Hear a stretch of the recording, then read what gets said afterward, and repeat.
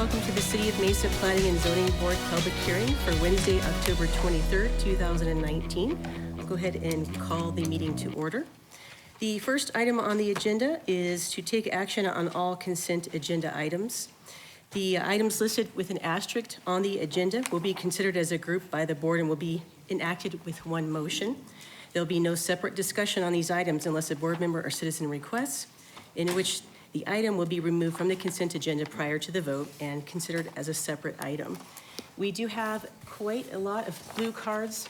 I just want to ask, are there any other blue cards floating around, first of all? And we did receive 3 cards wishing to speak, but nobody wrote down their name. So when it comes to the public portion section, we'll probably get to that. We'll ask after we've gone through all the cards if anybody feels that they didn't get an opportunity to speak. So again, we're going on the consent agenda. All of the items are staying on the consent agenda except for items 8A, 8B, 8C, and 8D. Board Member Villanueva Saucedo has agreed to read the consent agenda for us. Items on the consent agenda. Item 2A, minutes from the October 9th, 2019 study session and regular hearing. Item 3A, ZON 19-00538, District 6, within the 7200 through 7400 blocks of East Ray Road, South Side. Located east of Powell Road on the south side of Ray Road, site plan review. Staff recommendation is approval with conditions. Item 4A, ZON 19-00514, District 1, within the 2500 blocks of North Harris Drive, East Side, located west of Gilbert Road and north of McCullops Road. Rezoned from RS 43 to RS 15 PAD and site plan review. Request will allow for the development of a single resident subdivision. Staff recommendation continue to November 13th, 2019. Item 5A, overlook at Forest Knoll, District 1, within the 2500 blocks of North Harris Drive, East Side, located west of Gilbert Road and north of McKellips Road. Preliminary plat. Staff recommendation continue to November 13th, 2019. Item 5B, Mesa and Main Phase 2, East and West Blocks, District 4, within the 0 to 100 block of South Mesa Drive East Side, the 0 to 100 block of South Udall East and West Sides, and the 0 to 100 block of South LeSueur West Side, located east of Mesa Drive and north of Main Street, preliminary plat. Staff recommendation is approval with conditions. Item 6A, conduct a public hearing and make a recommendation to the City Council on the proposed quality development design guidelines for residential, commercial, and industrial developments. Staff recommendation is adoption. Item 7A, review, discuss, and make recommendation to the City Council regarding proposed text amendments to the Mesa City Code Title 11, Chapters 3, 4, 5, 6, 7, 8, 15, 22, 30, 31, 33, 69, 86, and 87, relating to the adoption of the Quality Development Design Guidelines Standards. Staff recommendation is approval. Item 7B, amendments to the Mesa City Code Title 11, Mesa Zoning Ordinance, Chapter 59 of Article 6, form-based code relating to the requirement for restructured garage parking for the development of mid-rise and high-rise building types. Proposed amendment will allow the flexibility to construct structured garage parking as optional. Staff recommendation continue to November 13th, 2019. Those are all the items on the consent agenda. Thank you very much. Is there a motion to approve the consent agenda as read? Madam Chairman, I'll move that we approve the consent agenda as read. Okay, thanks. Second? I'll second. A double second. Okay, everyone please vote. The consent agenda passes. Now we'll move on to items on the regular agenda. Because items 8B or 8A through 8D rather are related, we're going to hear them together. Tom Ellsworth, our principal planner for the city, will be presenting all 4 of those items together. And I will also ask the applicant afterward to give a presentation, maybe a consolidated presentation if that's appropriate, if that's what you plan for. Thank you. And in order to advance the discussion of the items, I'm going to actually ask the board members if you could keep track of your questions on a pad of paper. We've given you a pad of paper here, and just let the staff complete their presentation, and then hold your comments until after the conclusion of the staff presentation. And I'd like to do the same for when the applicant is before us, just to keep things on track. You'll have ample opportunity to ask all the questions that you'd like. And we also have the airport here. We won't treat them, well, they're staff, so they can come up after the applicant. You can ask all the questions that you want of the airport at that time too. Mr. Ellsworth. Madam Chair, Madam Chair, members of the board, this is 4 requests, as was mentioned. That includes a rezoning and a general plan amendment. These 2 requests are basically split apart because of the ownership of the property. There's 1 request for a rezoning with an accompanying minor general plan amendment by private property owners, because the overall request also includes property that's owned by the State Land Department. It needs to be considered separately. So what you have is zoning case ZON 17-00606 for rezoning, and zoning case Z0N 19-00754 for a general plan amendment, and 17607 and 19755 for a rezoning and general plan amendment. These 4 requests together make up what is being requested as the Haas Crossing Planned Area Development, or PAD. The location of this request is within what is known as the Inner Loop District of our Gateway Strategic Plan. It's north of the airport. It is south, the area is bounded on the east by Ellsworth Road, to the west to the 80th Street alignment, which is roughly 1/4 mile east of Sossaman Road. From the transmission line corridor that's a half mile north of Elliott Road down to the bend in the 202, making up the south boundary just south of Warner Road. As I make the presentation, the outline of this presentation, what it does is it runs through an exercise of basic land use planning. We start at the broad level of the general plan. We then discuss the goals of the area plan itself. Within that area plan, there's the Inner Loop District. We also have taken a look, and we'll discuss the analysis that's found within the airport's land use compatibility study, as well as a study that the city conducted back in 2018 regarding the specific land use allocations within the Inner Loop District itself. All of this will culminate into staff's recommendation for the Haas Crossing PAD itself, and then I'll discuss and present the specifics of what goes into that and what staff's recommendation is.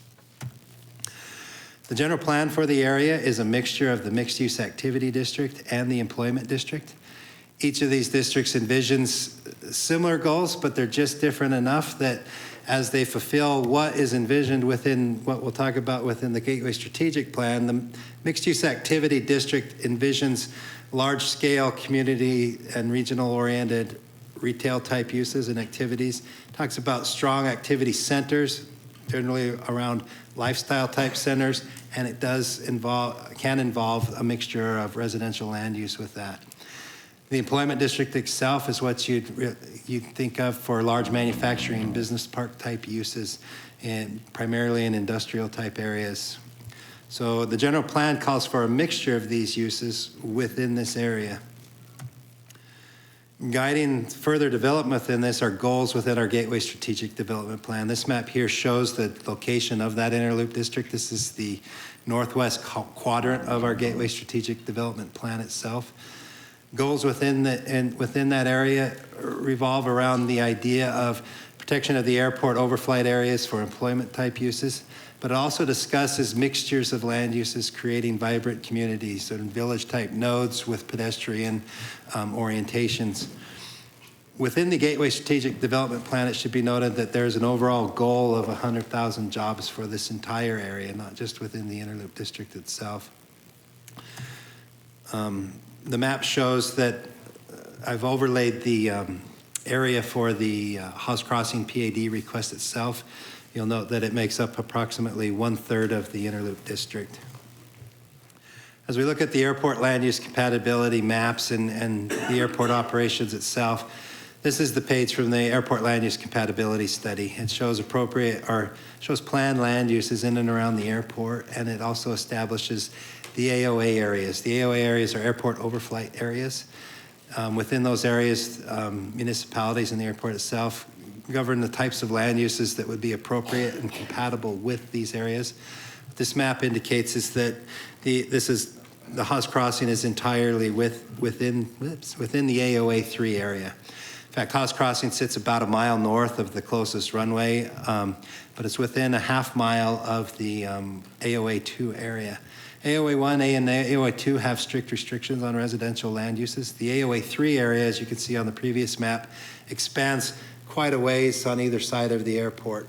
Within there, what we're looking at for compatibility primarily revolves around disclosure of the proximity to the airport, the use of noise attenuation measures within construction, primarily for those areas that may be noise sensitive.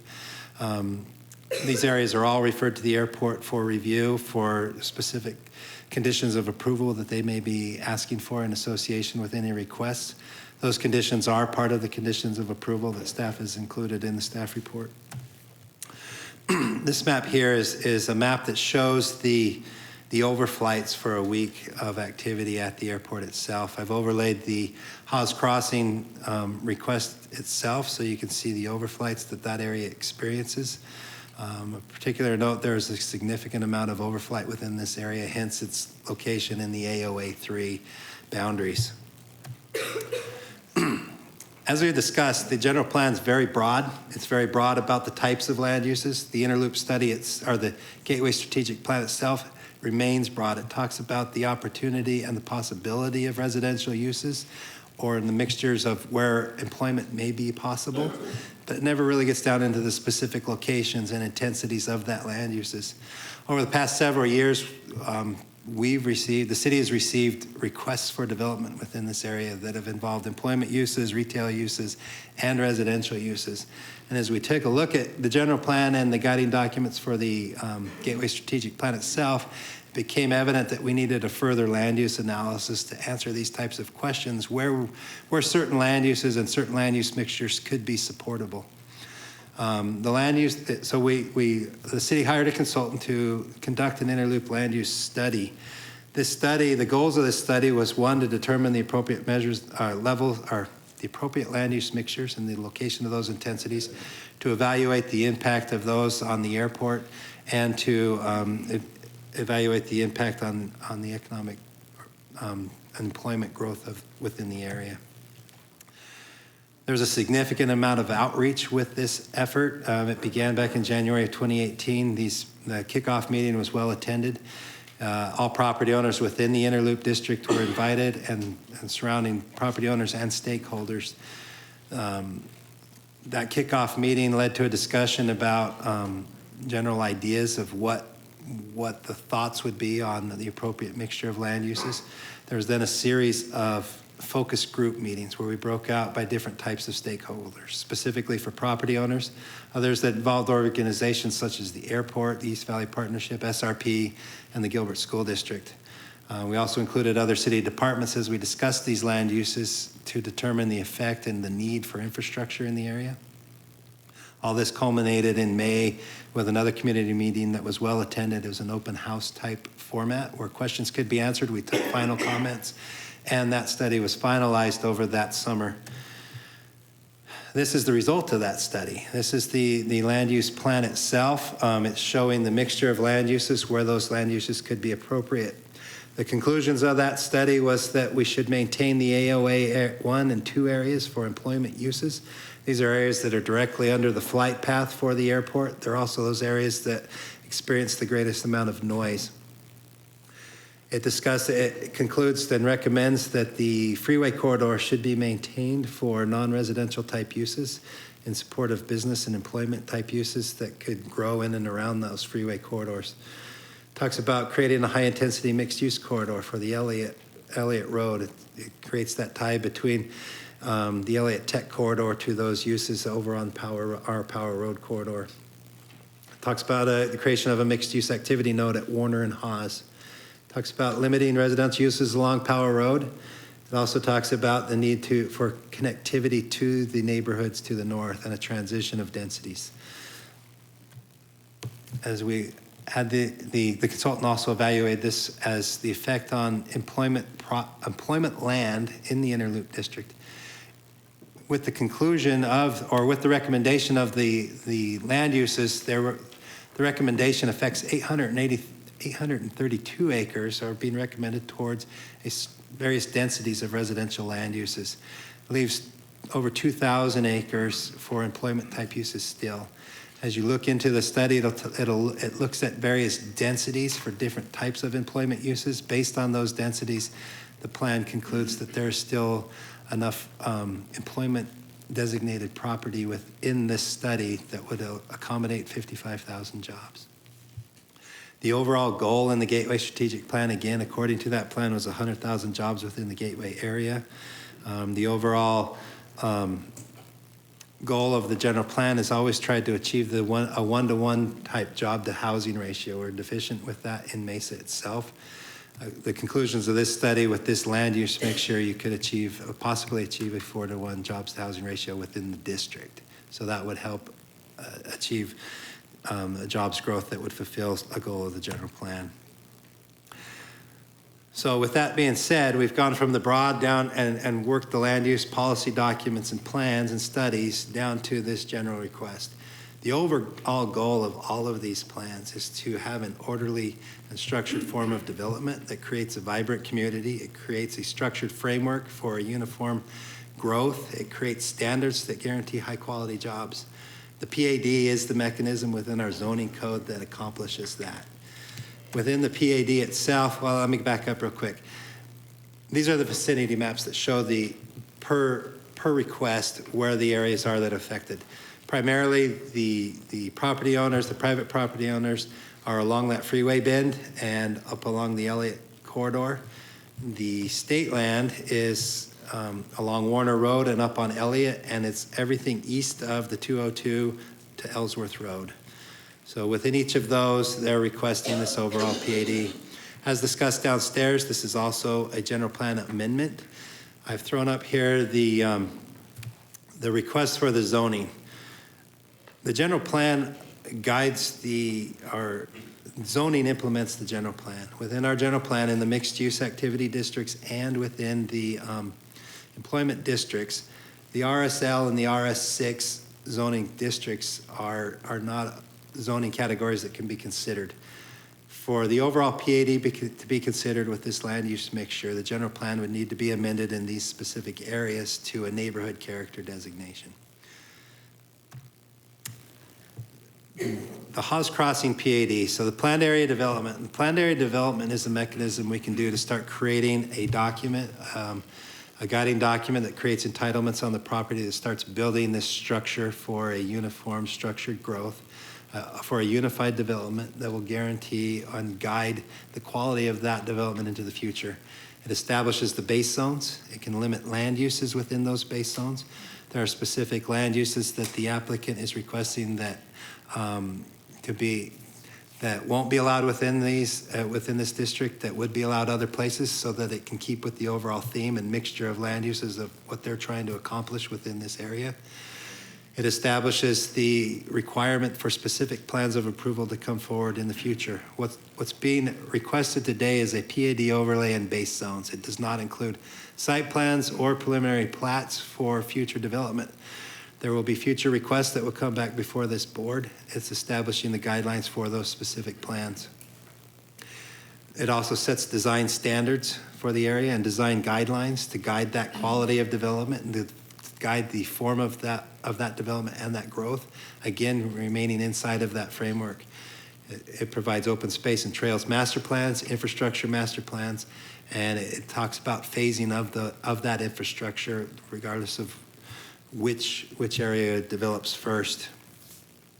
This map here shows the designations, the zoning designations, and that the variety of land uses that it's proposing. It shows the transition of densities to the neighborhoods to the north.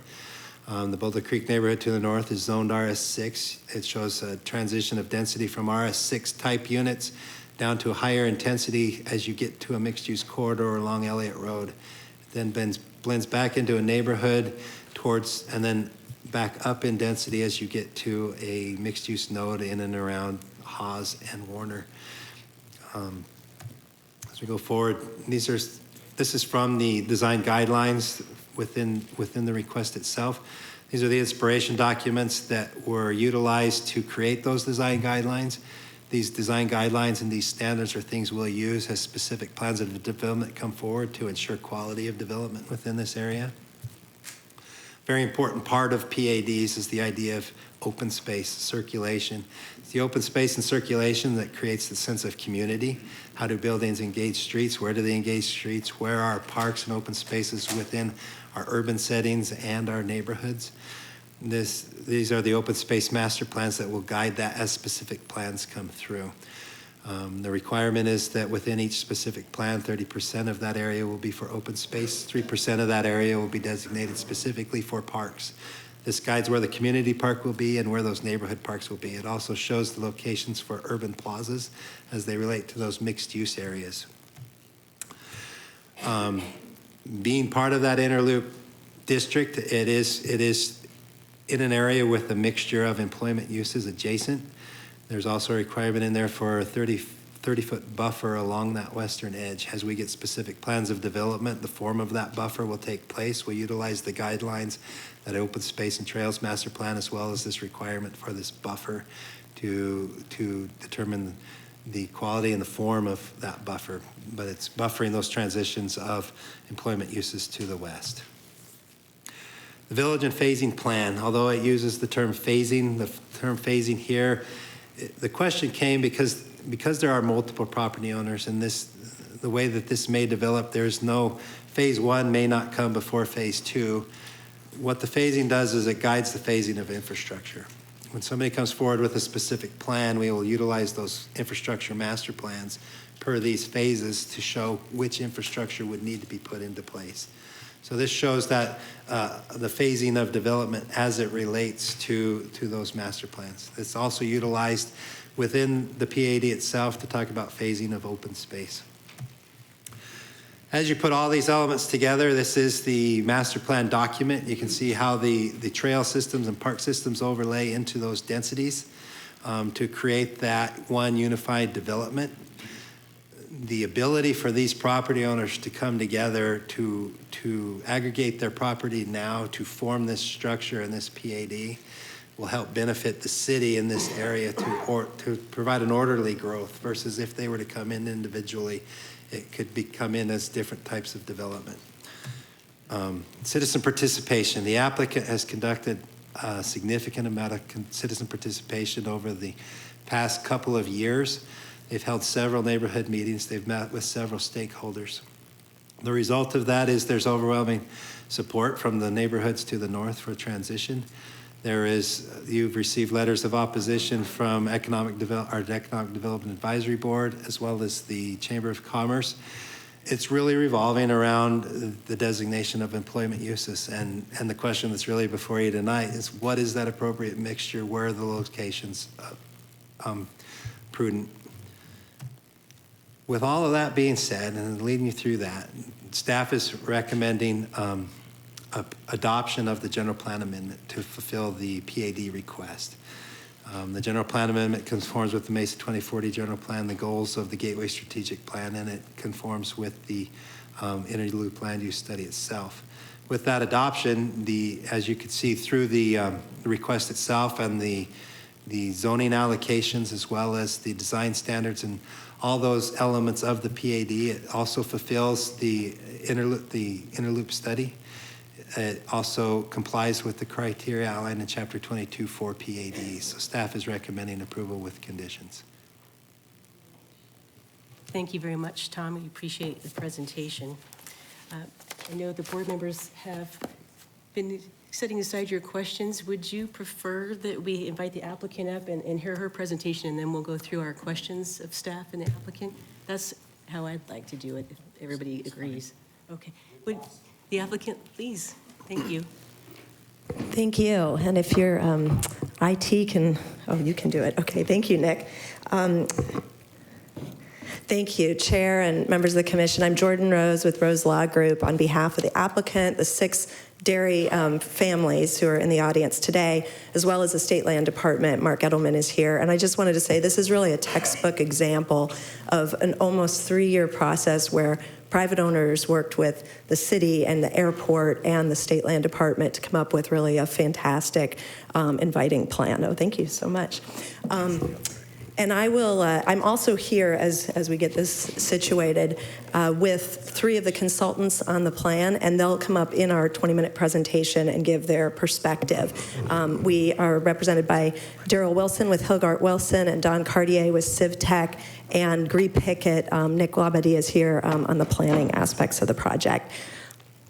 So the dairies are at a crossroads, and you may or may not know about the business of dairying, but it is about a 20 or 30 year time frame where the equipment that they're using on their farms becomes too old and it needs to be revitalized. And so these 6 dairy families are all at the same time frame, luckily for Mesa and luckily for them, and they either need to plow tens of millions of dollars back into their dairy equipment to upgrade it to the latest standards and continue to dairy there on the farms in Mesa and on the county islands, or they will do what dairies have done for ages, and they're generational dairymen. They've come from Europe, their families have come from Europe, and generations of farming is in their family, and they'll plan this land for a better, more positive use and compatible with the current state of Mesa, and they'll move those farms and redevelop with the new dairies in a more rural location. And so that's what they're hoping to do today. So it's transitioning, and I know you've probably all driven around the site, but just to give you an overview, the dairies are situated throughout. And then there is just a massive redevelopment opportunity. There's equipment storage and contractors' yards and heavy truck operations and discount storage and trash and junk storage and lot splits and outdoor storage and paintball that looks like Fallujah. And so on and on and on. And I say that looking, and this was one of the dairymen who lives in the area gave us the statistic that 6 new storage yards and a mulch facility have been grown just this year. So this is a proliferation of these types of uses. And certainly the dairies, they breed cows, but they also breed flies. And you have the angry crab down the street with this sign on the door, and the schools with similar signs of closing the doors. And so while we love dairies, these 6 property owners have come together with the State Land Department and are proposing this responsible future growth that your city staff really helped with. It is about 1,200 acres. This is the designation of the various property owners and the State Land Department. And I'm going to show you throughout this, this is a very innovative approach to development. And so this is an innovative scale. We are biased, so you can probably know how this end of this scale story goes, but you have, on one end, you have the annex and rezone, and we have this massive redevelopment opportunity now where these 6 guys have come together, or you wait 30 years and hope that they all come together again at that point and you don't have the infrastructure, or the remain as is portion of the scale, which so far doesn't have anything on it. The dairies have spent 3 years, and these are the best in class consultants. They know how to dairy, but they also know that when they were planning a very large swath of Mesa's property for their future, their kids' future, they wanted to hire the best of the best. So Hilgart Wilson, Green Pickett, Civ Tech, Nathan and Associates, and we've gone through 28 plans, renditions of the plans. That's why it's taken so long, and some other reasons that I'll talk to you about. But they really wanted to get it right, and they've met. We've had dozens of meetings with neighbors, and including walking neighborhoods and petitions and all of these kinds of things. They spent a long time making these serious, significant changes to address stakeholder concerns. And so, again, on our scale, to annex and rezone is best-in-class, coordinated, innovative redevelopment plan. And that's a lot of thanks to your staff, because we've had so much conversation with them and the airport and made so many changes based on that. The dairy people, the dairy men and women are very proud of what they've built here in Mesa, and they don't want their children's children, or anyone to forget that this was historically a dairy area. And so Green Pickett has designed this master plan in an innovative way as a homage to the dairies with milk and metal. It's white and it's silver, and you have these pictures throughout, and Tom showed you some of the design standards that are very innovative, and Nick will speak to that a bit more. But I just wanted to mention they're celebrating that history of Mesa and that special history in this County Island area. I saw a letter today from one of the groups that suggested that we didn't comply with a plan or with the Elliott Road Tech Corridor. We're not in the Tech Corridor, so that's not to be complied with, although the fact that we have mixed use along the Elliott Road would, I believe, comply with that if it was extended.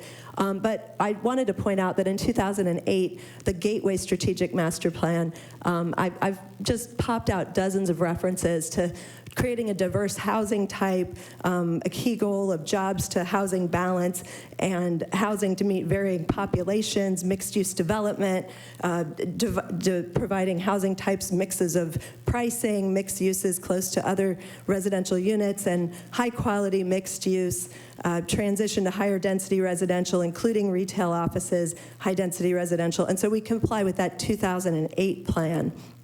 We also comply with the Interloop study, which was presented to you last month. And I wanted to take a second to explain that the 3 years was as Tom mentioned, in January of 2018, the city went out and said, this is a really large area of land. We want to get an independent position and very detailed study on what should be here, not just what you've applied for, but let's see what should be here. So we pushed pause essentially for 8 months on our application, which had been in reviews, and we waited and we participated in that process. And when it came back, we made more major changes so that we do comply with that study. We changed all sorts of land uses. So I'll just go through very quickly. They show employment in the green here, and you can see we've the blue dots signify that we've met those zoning districts. They show mixed use here in this green, and we also shifted our mixed use to those areas. And then they show residential of various densities, and we comply with those in those various areas. And then they show what they call transit development on Elliott, and we show the mixed use in that. And it got really small, so I apologize. But in any case, we comply with that interloop study that I think you certainly hired very good outside consultants to do. The school districts are satisfied. We're in 2 school districts, Gilbert and Queen Creek Unified. We have a letter of support declining or of adequate facilities, and then we have a donation agreement with Queen Creek. So the school districts are satisfied. We mirror the goals of the economic development study, and actually that study that was just discussed and was just done by Elliott D. Pollock and Company, which I think is probably known as the best economic forecaster in Arizona, that your city hired to do your own study. They had a goal of 4, or they had the plan shows a 4-to-1 employment to housing ratio. Our plan's actually at 4.2 to 1. So the consultant's draft, this is the City Commission study, shows a 48% non-residential use in our area here. And then our plan shows a 56% non-residential use in the area. So we do comply with that, and we felt strongly, and certainly this cannot be categorized as a residential master plan community because it is 56% of it is non-residential. We appreciate the airports here. They spoke at your last hearing, and they can speak for themselves, but we just very much appreciate them spending the time with us. We made a lot of modifications to our plans in response to the airport's comments, and we appreciated that. They're in non-opposition. I just wanted to show you in context their study. This is the AO3 boundary, is the crosshatched area that allows for residential. Tom already showed you this, that our closest point to the AO2 is actually been zoned commercial, and that was on purpose because we wanted to be respectful of the airport. And then I just wanted to show you sort of the low. There was a lot of lower density residential in the AO3. We're a higher density, 56% non-residential, but we're just right in the same area. Ours is the one with the star on it, surrounded by these more master plan residential communities. And then finally, the black line signifies the airport's master plan growth area. And then what we just wanted to show, that red line around it, is actually land in your city that's zoned right now for non-residential uses. So there's plenty of other land that's just compatible right on the airport that's not even in their plan. So compatible with current and future growth of the airport, and we're happy to agree to those stipulations that we worked hard on with your airport. And the community is in support of the transition for this particular property. And I've been doing this for a little over, almost 3 decades, I guess, and I've honestly never had this much community support. Usually as a zoning attorney, you walk into a room with 20 neighbors and you start to shake because you're like, oh no, this is not going to be good. And in this situation, the exact opposite. We hold a neighborhood coffee randomly on a Saturday, and 50 to 60 people show up, all in support, very excited about the possibility of the conversion. So there's 13 letters that we saw in opposition. 6 of them are from many miles away. 2 of them are from non-Mesa residents. And then we have 627 signatures in support, 27 letters in support, and then lots of emails that we probably haven't even seen because they just go directly to you or elected officials. So overwhelming support. And then north of Elliott, there's been some discussion. So I want to make sure everybody's clear. North of Elliott, we're showing mixed use. And north of that We have, this is the Boulder Creek community, and those are the signatures in support, or some of them, and that's just north of our property. I wanted to make a point to show you, and I'm not sure I can show this on you, but we were asked by a councilman from the district to mirror the Boulder Creek zoning and lot sizes to the south. And so that's exactly what we're doing there with that yellow. We changed our plan to be mirror of those uses, and those neighbors feel very strongly about that. It's a good transition. And then we also put connectivity, residential connectivity through our site, so that the neighbors from Boulder Creek can get to the mixed use and farther north and then farther south. And then because there's a utility corridor north of us, between us and Boulder Creek, we provided an easement to connect to the mixed use farther to the south. So that is in our application, as you've probably seen, but that's very important, I think. And then finally, there was some discussion about a data center on the site north of Elliott and adjacent to the Boulder Creek community. And a couple things. One is these data centers probably would select a property that didn't have all this expensive remediation with dairies and these kinds of things, and that's probably why we haven't seen any support by a data center for this particular site. But then also, I think your manager discussed the water availability and water resources and continuing to proliferate the data centers, which you've done a great job of so far.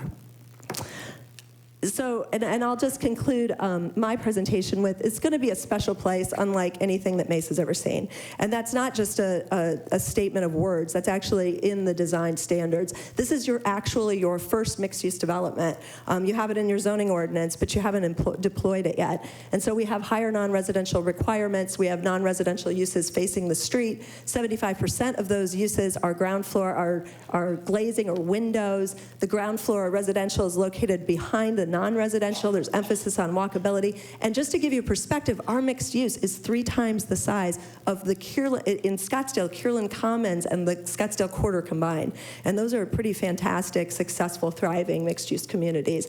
And on about the things that this mixed use will do. So we hope, and obviously our scale is tipped completely, but the Mesa Dairies and the state land are just very proud to bring this innovation to Mesa. You're the most innovative city we've seen, and they're thrilled to be able to continue that. We hope the weight of those options will lead to your enthusiastic support today, and I would ask Nick Labadie to come up and share with you some planning details.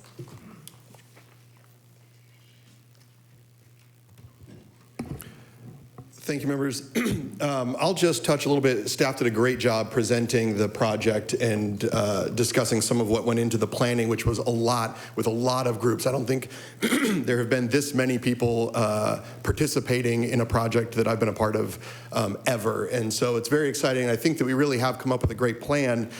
This is the development master plan that kind of overlays the land uses, the open space, and the circulation elements.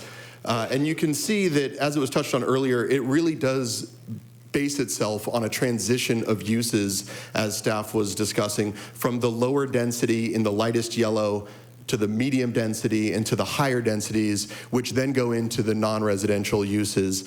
But what's important to note is that these are all in one project and within a certain distance of each other, which is important to have that live, work, play that gets talked about a lot, but doesn't actually get implemented a lot. Everything in here, every home in here would be able to be within a quarter mile, or at some of them a half-mile walk to what would be major employment centers, retail centers, the mixed use that would really be the first time the mixed use zoning's been employed in Mesa, all along the Elliott Road corridor, as well as on the east side of the 202. Another thing to mention about this is that there are major circulation corridors. the arterial streets that run east-west of Elliott and Warner, and then north-south at Hawes and Ellsworth, really connect this to the rest of the community. So it's not just out here in a bubble by itself. It's not entirely internal streets. It really is truly connected to the rest of the community. And then through the center, if you can see where the mouse is moving, is an internal street that is a collector, but will be a very it'll be a beautiful street. You're going to have detached sidewalks. You're going to have a lot of trees, a lot of shade, a lot of landscaping that is still appropriate for the desert, but it's going to be a lush environment that'll really be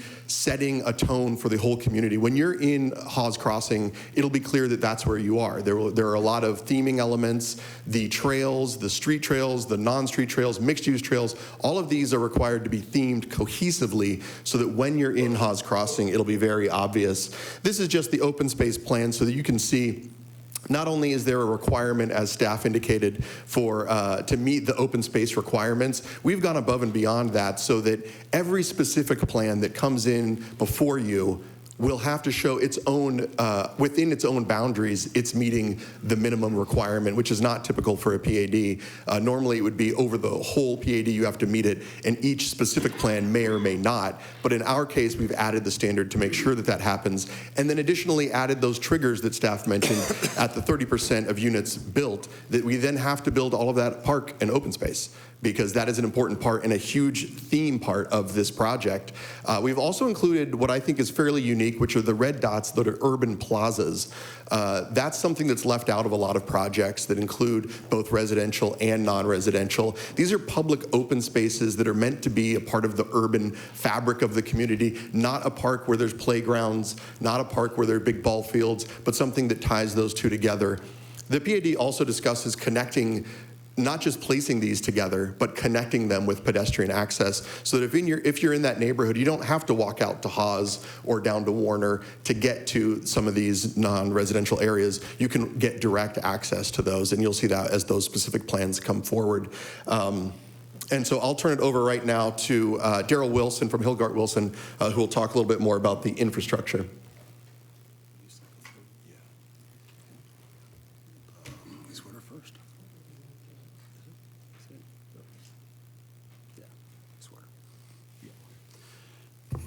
Good afternoon. My name is Daryl Wilson. I'm a managing principal of the firm Hilgart Wilson. We're based in Phoenix, and we do a great deal of these type of projects, large-scale master plan communities. As Jordan said, we've had a very comprehensive and robust development team to work with. The development group, the development ownership group, has been very productive and accommodating, and very accommodating to accepting the infrastructure associated with the intensities and densities of the project that you see before you today. We've worked extensively with planning staff and with engineering staff on the infrastructure, and that's primarily, that focus has been, I'm going to defer the transportation discussion for Don Cartier to follow me. But it's been water, wastewater, and drainage. City of Mesa has a very robust master plan for water, wastewater, and drainage. And we followed those guidelines as well as the 2019 design guidelines for that infrastructure. All of the intensities that you do see in the plan in front of you today are compliant with both the guidelines and the master plans for water, wastewater, and drainage themselves. So we've also done some sensitivity analysis to relate the scale of the intensity, because it could develop with varying ranges of density. We've done sensitivity analysis to test it against the maximum density. And then the planning of the infrastructure and the arterial and collector roadways that Mesa requires, that the sensitivity analysis of the maximum intensity still fit well within the minimum criteria of the City of Mesa. So we're able to say today with confidence that the infrastructure that we propose for this project today is going to be compliant with your standards, your expectations, and there to accommodate the intensity, density, and goals of this master plan community.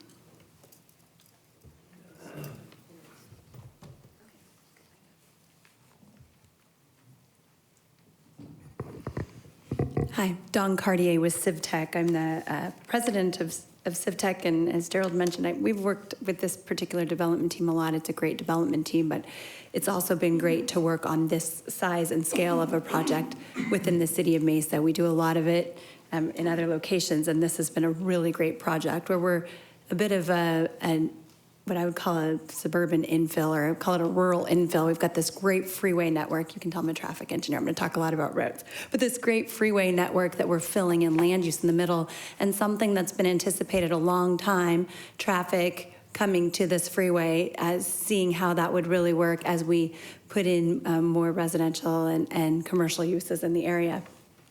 The work that we do takes a comprehensive survey of the land uses, we predict trips, how much traffic's going to be generated by all of the land use changes that are put in place. We distribute that out to the roadway network.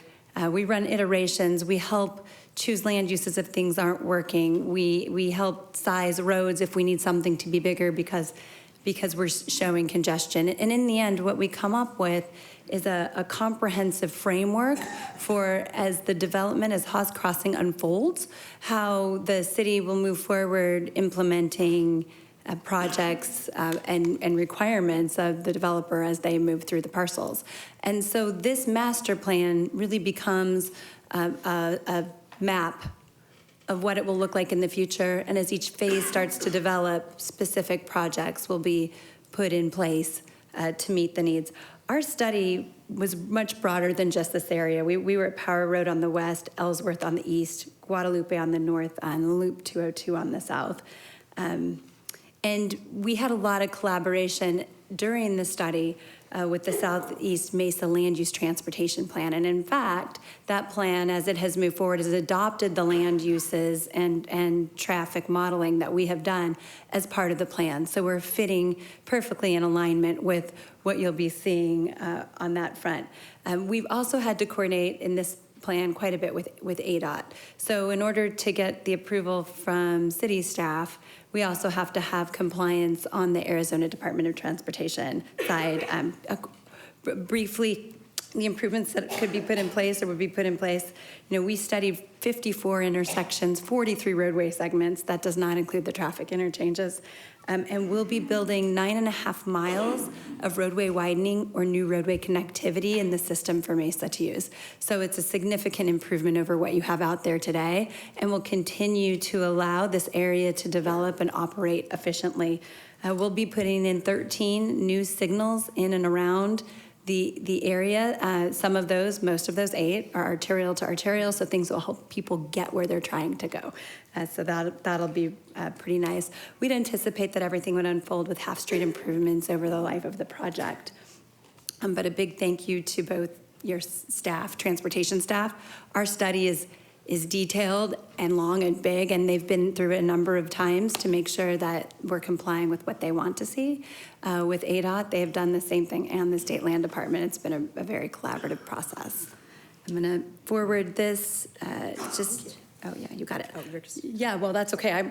I really don't want to talk too much about the slides. There's a lot of them, but it'll just show you the level of work and detail as we kind of look at each of these intersections. We recommend a number of right turn lanes, and I can flip back to that, improvements that we'd anticipate you'd need to put in place. But this is what everyone's been looking at, which is why we don't show it here very often. I'll bring Jordan back up.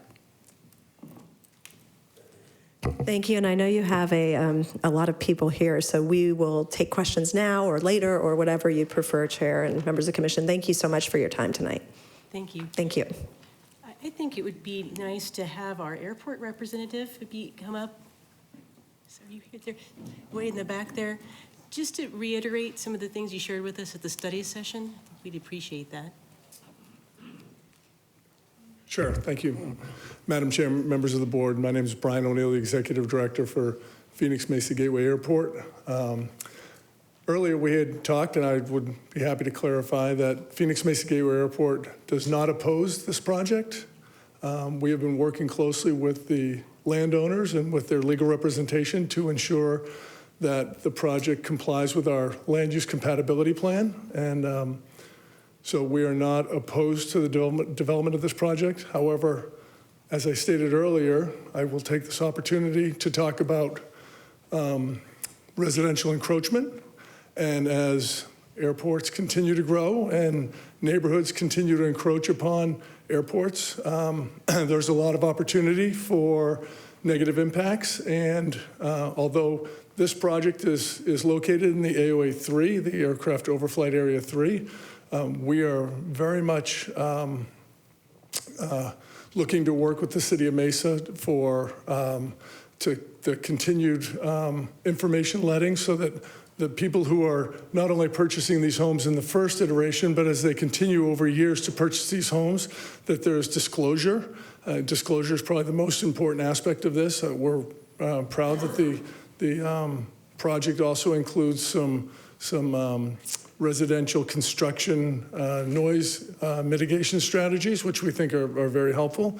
The one thing that we as an airport operator try to guard against is that the first homeowners that come into this development, and they will have disclosures and they will understand that they are near a growing airport.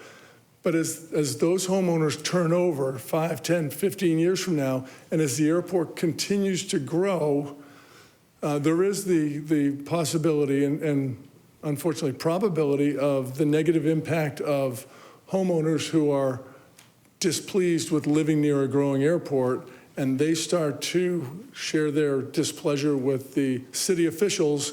And in some cases, what happens is the city officials become supportive of the residential plight, and they are less interested in the economic importance of a thriving regional airport. And then they start to try and put in operational restrictions, like a voluntary curfew or other flight restrictions. And I can assure you that that is not good for an airport.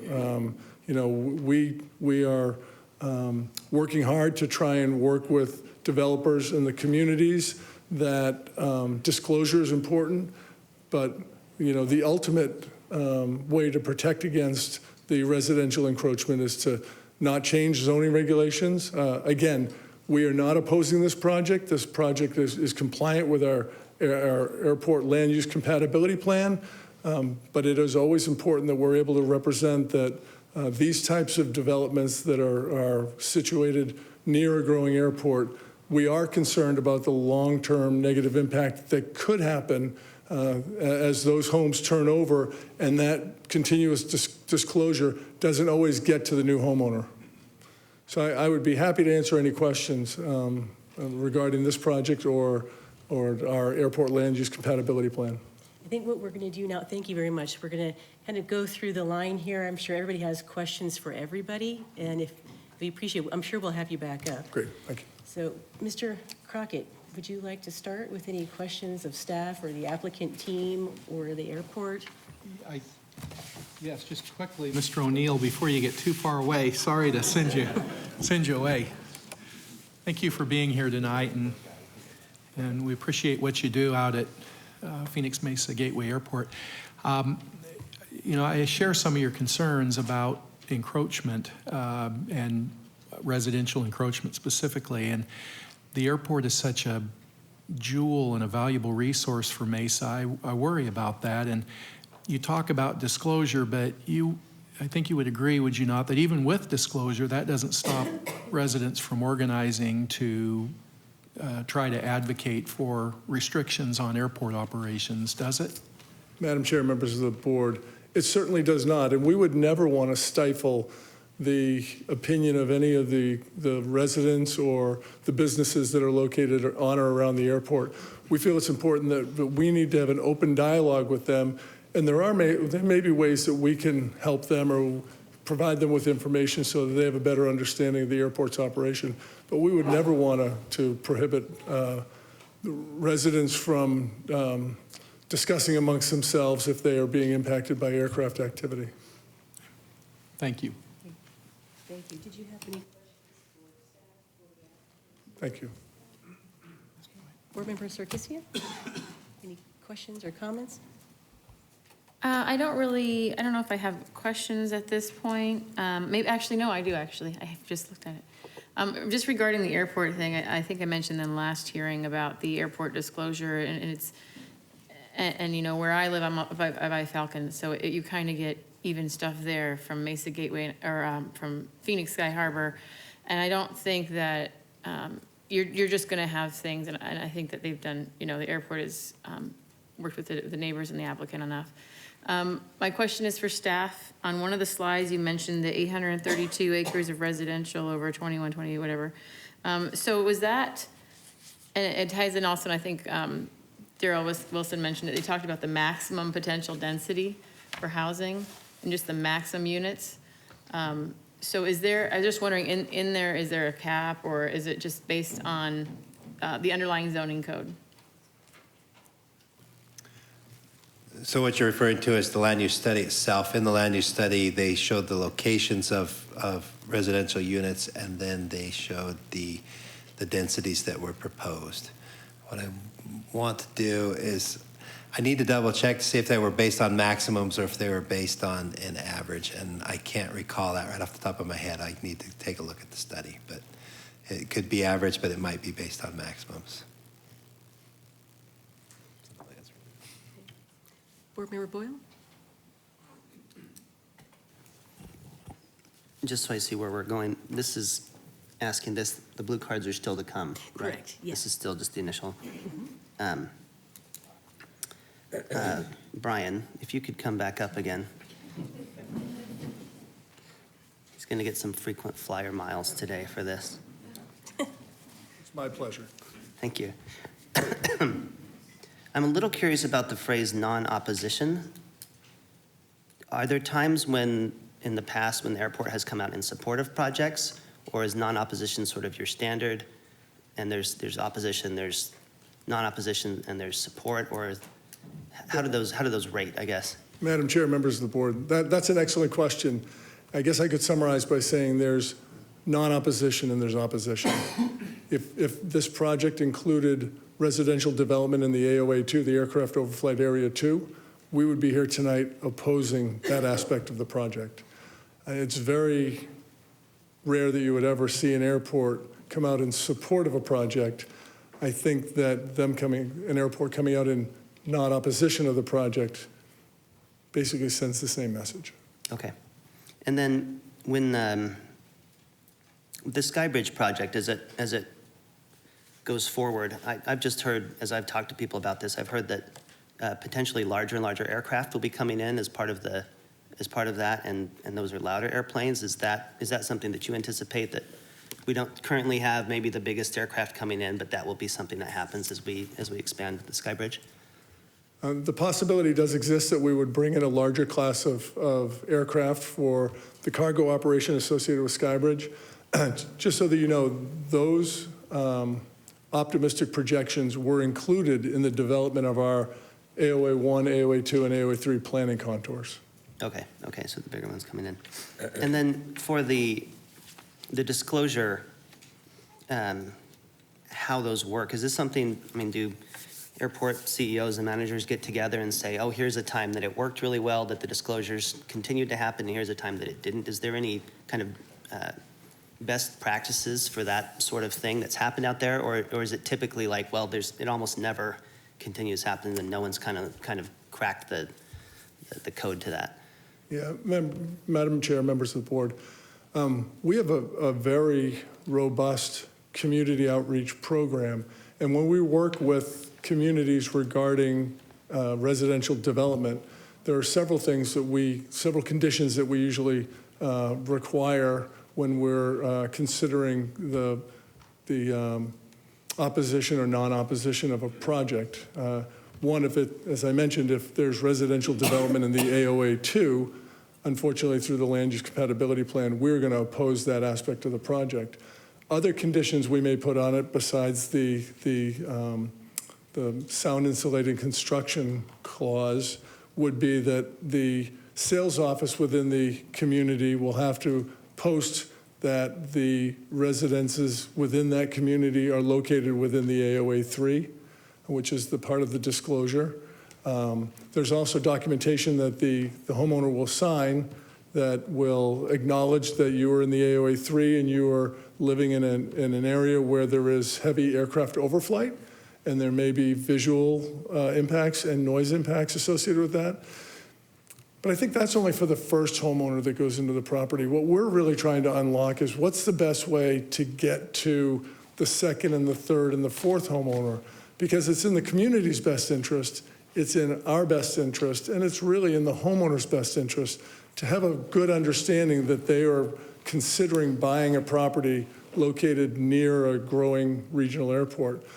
One of the things that we'll suggest when we get telephone calls, and we will provide aircraft overflight maps, but one of the things that we suggest is that they, at different times of the day, they take a cup of coffee and they go and they visit the neighborhood, so that, it may be fine at 2 o'clock in the afternoon, but between 6 and 8:30 in the morning, there's a significant amount of overflight. Or so we asked them to go a couple different day parts and really do their homework before they get in there, because the more that they know about the environment that they're moving into, the better, the more informed decision that they'll make. And if they know that they're moving near an airport and they don't mind, they're not going to call the city, they're not going to call the airport, they're not going to have a grassroots campaign against the aircraft overflight. So there are a lot of people, we've met a lot of people that don't mind living near an airport, and we think that with that continuous disclosure and some of the activities that we do and some of the activities the city does, we think there's a good opportunity to create that awareness so that we don't get people living near the airport that don't want to live near the airport. And so are there examples of like Seattle or New York or Florida where they have managed to get that to propagate to the second and third and fourth ownership, or does it typically not last that long? I mean, it seems like a big concern. That's why I'm like, has someone figured it out, or is it still kind of like, well, let's really hope this time it doesn't work, but it doesn't really work? Yeah, unfortunately, I don't have the answer to that question. Okay. Okay, that's all my questions for Thank you very much. Brian. Chair and Commissioner, if it's appropriate, just to point out, there are 3 stipulations in your packet that really tried to address the second, third, fourth, whatever ownership of residential units within that area. And I just point you to those really briefly.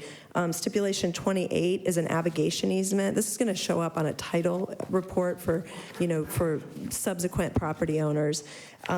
Stipulation number 33 has this same disclosure on a final plat.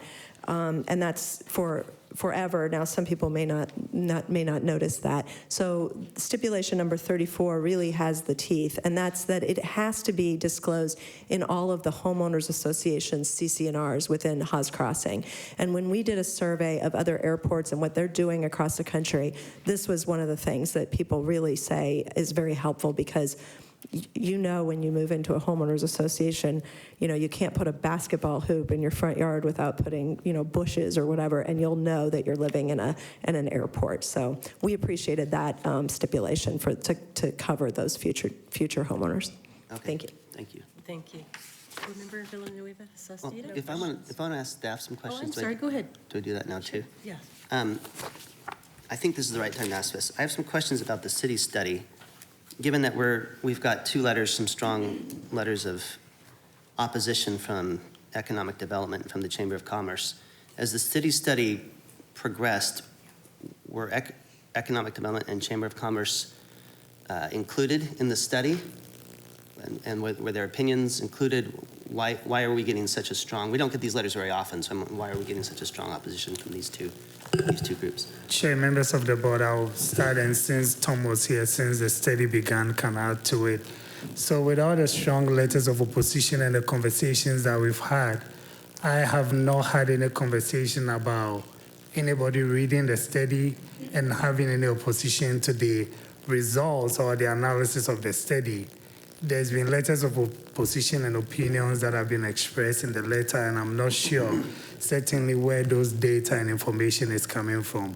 Our decision, our recommendation tonight was absolutely based on the study, which the consultant did thorough analysis, including the citizen participation aspect of it. So that's how, that's what I can say to that question. So your feeling is that these letters were not in response to the study, these are just general letters of opposition? I did not read anywhere in the letters that I actually cited in a response to the study, so that's what I can say from the letters that we received. Okay. And Chair and Commissioner, just to note on the chamber letter, we offered to come to the chamber to present our plan, and they did not accept that offer. So I'm not sure what plan was presented. It wasn't ours. And I wrote you a response on the EDAB letter, so I won't go through that. I gave you lots of documentation on that unusual situation. So. Do we still have the writer of the study here? I think he was at the, Yes. yeah. When these studies are done, are economic development and chambers of commerce is usually asked as part of the information gathering? And did that happen, or does that not typically happen? Rick Merritt with Elliott Pollock and Company. And throughout the study, we had meetings with staff where economic development was invited and did attend meetings. We met with the city manager regarding the meetings, and economic development was also involved in at those points as well. So they have been involved all along in the process. And has their opposition come up before, prior to these letters coming out? And did they feel like they weren't heard, or was it just? I have heard on and off opposition from the economic development staff about it. We never had any direct independent discussions with them about the study or anything like that. Okay, thank you. Thank you. Madam Chair. Yes, sir. So in direct answer to your question, as you recall, through the land use study, we had specific focus groups that we talked to. One was the property owners, one was the economic development. As with any land use plan, there are multiple stakeholders with multiple opinions on appropriate land use mixtures. As we met with those stakeholders, for lack of a better word, points of friction were very evident on where there were some disagreements on land uses. Through the land use study and through the outreach efforts, you try to find those medians, those compromises. Primarily on this, the areas of friction would have been the freeway corridor itself, encroachment of that, and the area up north of Elliott Road that's been discussed a lot as it relates to the property owners to the north. So areas of compromise of the Elliott Road corridor and that freeway corridor. Through the plan, what you see is the freeway corridor has been maintained as an employment area, and there was that compromise made to that that area north of Elliott to create that transition that we were hearing from stakeholders to the north. So in land use planning, it's the idea of bringing stakeholders together to find a mixture. In this instance, this is an instance where there are competing interests, and it's finding that midpoint. And so there will always be opposition to certain aspects of plans that have that type of split in stakeholder groups. And did you expect them to be, both of these groups to be unanimously opposed as it continued along, or was that kind of a surprise? As we've proceeded through the land use study and the analysis of this request, yes, those areas of opposition have always been expressed. Okay.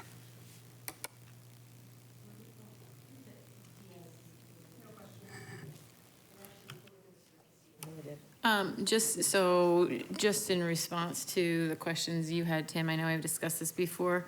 I was one of the persons that was part of the consultant team with the group for the Inner Loop District, and the Economic Development Department and other parties were heavily involved.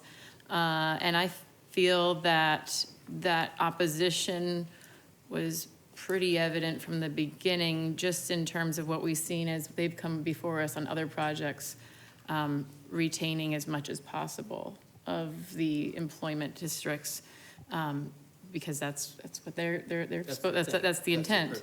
That's their intent. So I don't feel that it has. They were involved heavily. There were multiple plans, open houses. I think at one of the open houses there was 75 people. They were part of it.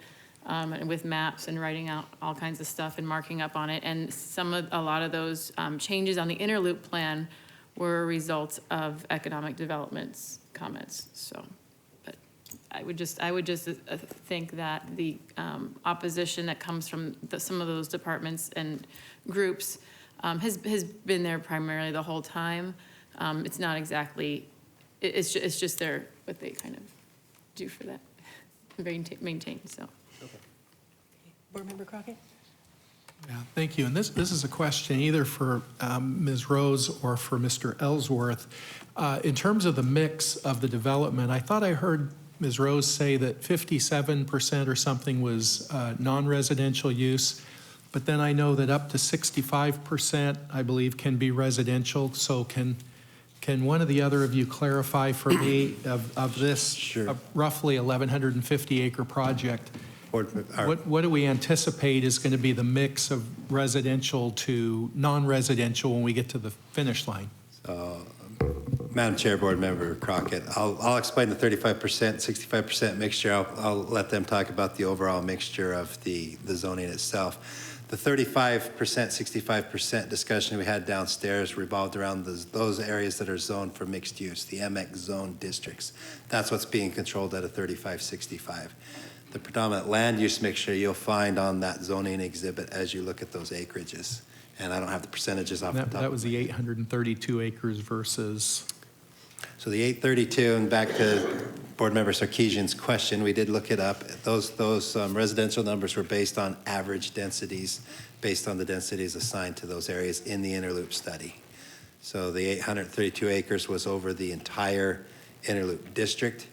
Inside of the Hawes Crossing request itself, I haven't done the math for percentages, but as you look at it, they may know it better than I do off the top of their head. Sure, Madam Chair, members of the board, that's a good question. It is a little confusing. To be very clear, within this project, 56% of it is non-residential.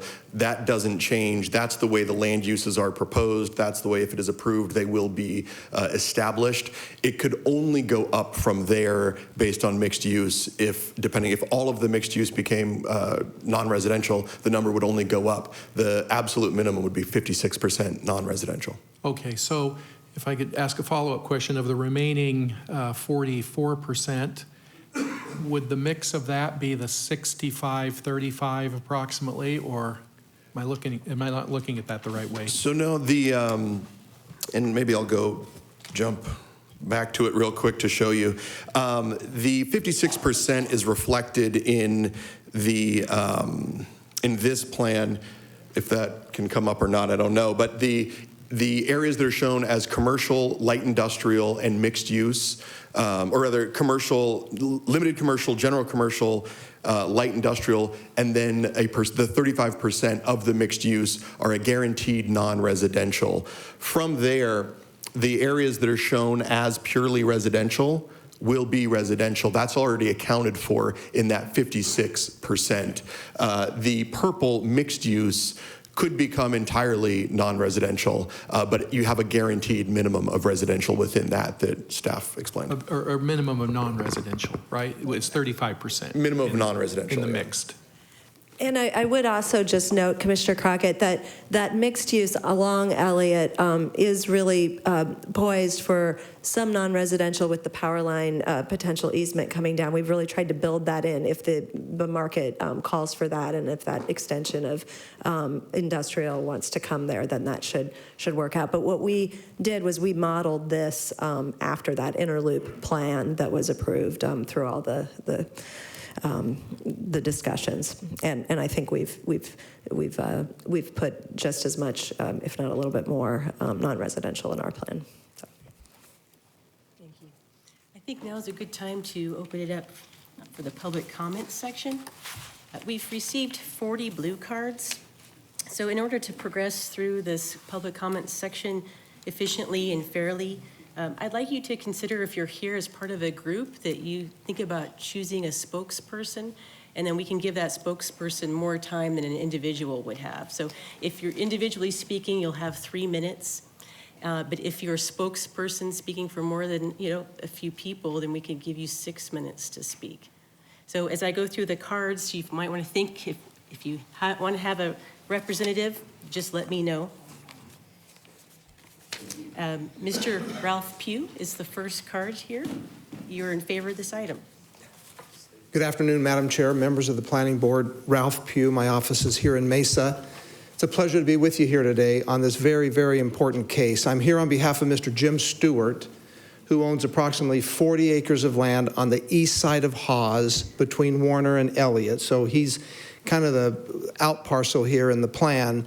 He's very interested in the approval of this case and strongly urges your support.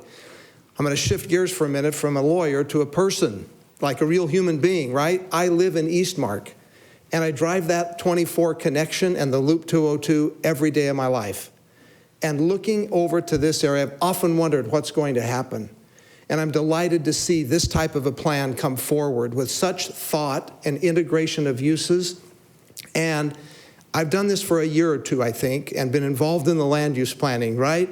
I have never seen this many landowners come together with this much acreage in an assembly to form a unified plan. I think there's great merit in that.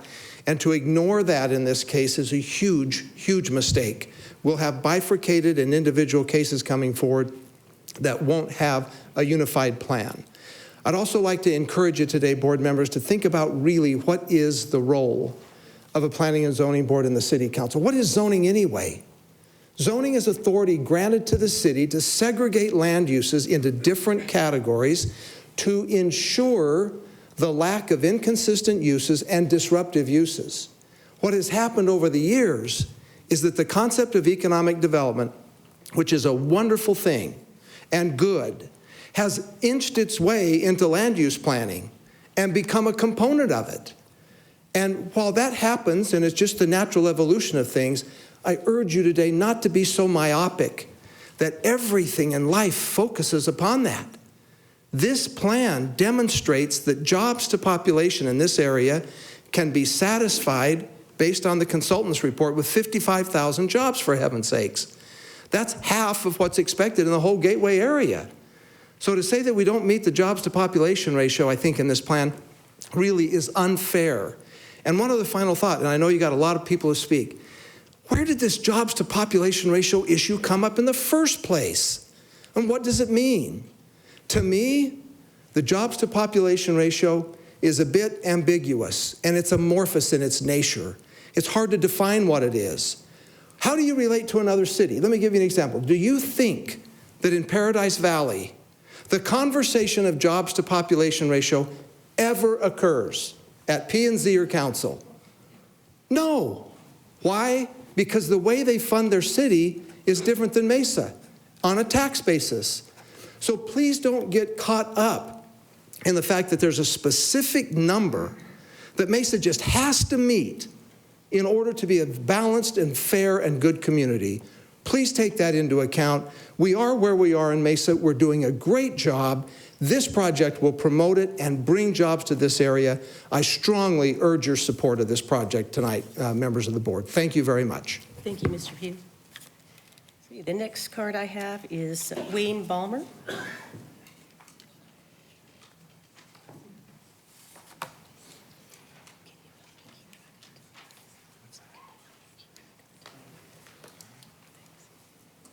Mr. Ballmer, if you state your name and address for the record, and you'll have 3 minutes. Yes.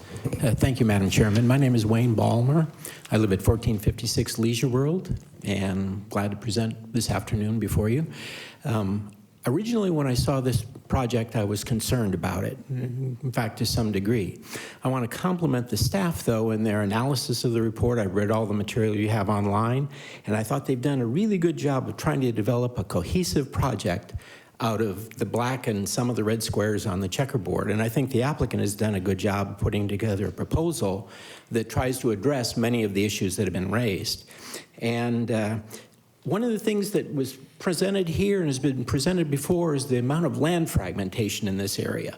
And they've done a good job of assembling properties, but I hope in the future, as you see other projects come through, you encourage them to assemble properties as well to do a larger project with the same level of detail and scale and character that you're, and care you're putting into this project, so that you can try to consolidate some of those parcels and come up with a more cohesive neighborhood than you would have otherwise.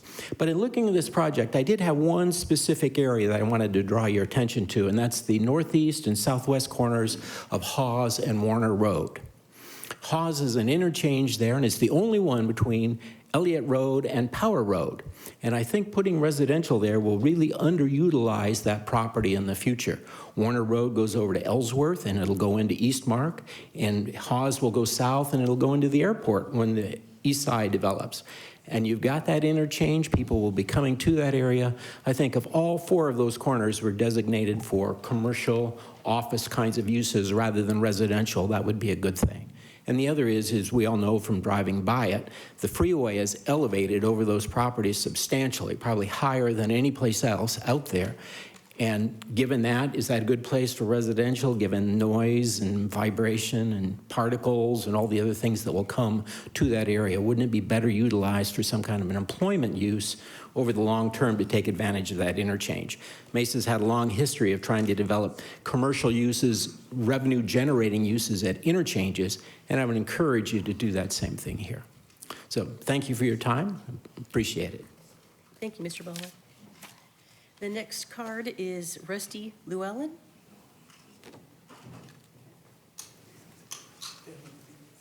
Please state your name and address for the record, please. Rusty Llewellyn, 11909 South 202nd Place. And we're just a neighbor here. We're kind of right in the middle. We're actually in the county island. And I just wanted to show my support, and I think that this fits into exactly what I'd like to see come in around me. Thank you. Okay, Bonnie Claassen, or Clayson?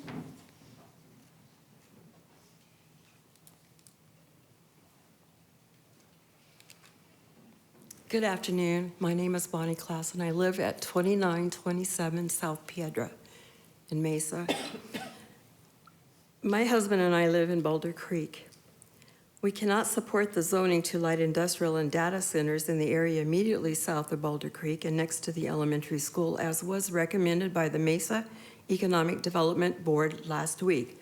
We do strongly support the current Haas Crossing plan with residential zoning adjacent to Boulder Creek. Building data centers and other industries next to or near a school is a really bad idea. Backup diesel generators running at these facilities are not only used during power outages, but they also participate in demand response programs, and they run often during the day. Diesel exhaust spreads rapidly for 450 feet and can be dispersed up to 1,500 feet. The school is about 300 feet from the area in question. Diesel exhaust is a known Group 1 cancer-causing agent. Even generators built with the newer Tier 4 standards can lead to PM 2.5 hotspots. Children are vulnerable, but those with asthma and other health issues will be especially harmed.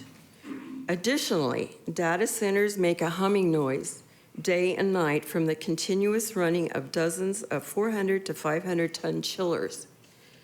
Sustained noise of the same pitch is extremely irritating. Backup diesel generators further contribute to this noise problem. The city of Chandler approved a data center called Cyrus One, and it was completed in 2014. The neighborhoods built before Cyrus One arrived and the city's nearby Chuparosa Park were impacted by the constant hum. The neighborhoods established the Dobson Noise Coalition to challenge the city and Cyrus One. After an acoustic consultant measured the noise, it was found the sound from the chillers fell between 630 and 1,000 hertz. That level is directly in the mid-frequency spectrum our ears are most sensitive to. Cyrus One recently finished wrapping half of the chillers in response to the complaints. Last week, my husband and I visited the neighborhood around Cyrus One in Chandler. The sound is really annoying around Chuparosa Park, and we could still notice the hum in the neighborhood a half a mile away. Many of the residents in the area report they can still hear the constant hum from more than a mile away. Cyrus One is doubling their operation in the very near future at the same location. It is uncertain what the future holds for these affected neighborhoods and the park in Chandler.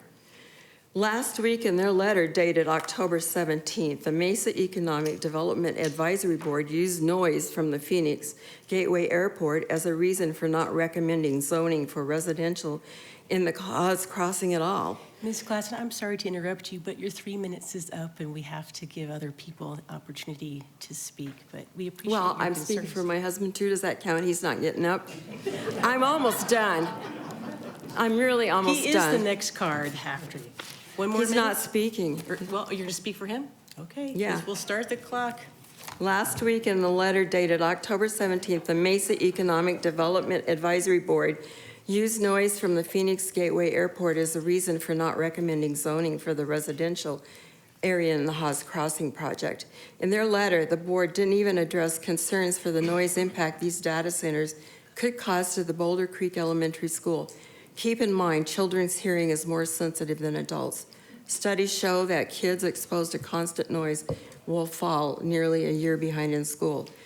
In closing, I want to stress that building of data centers or other industries immediately south of Boulder Creek and next to or near the school is a really bad idea. My husband and I can't support this if you rezone it for those purposes. Thank you.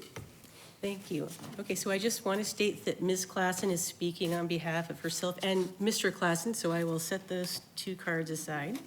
Mr. Otto Schill?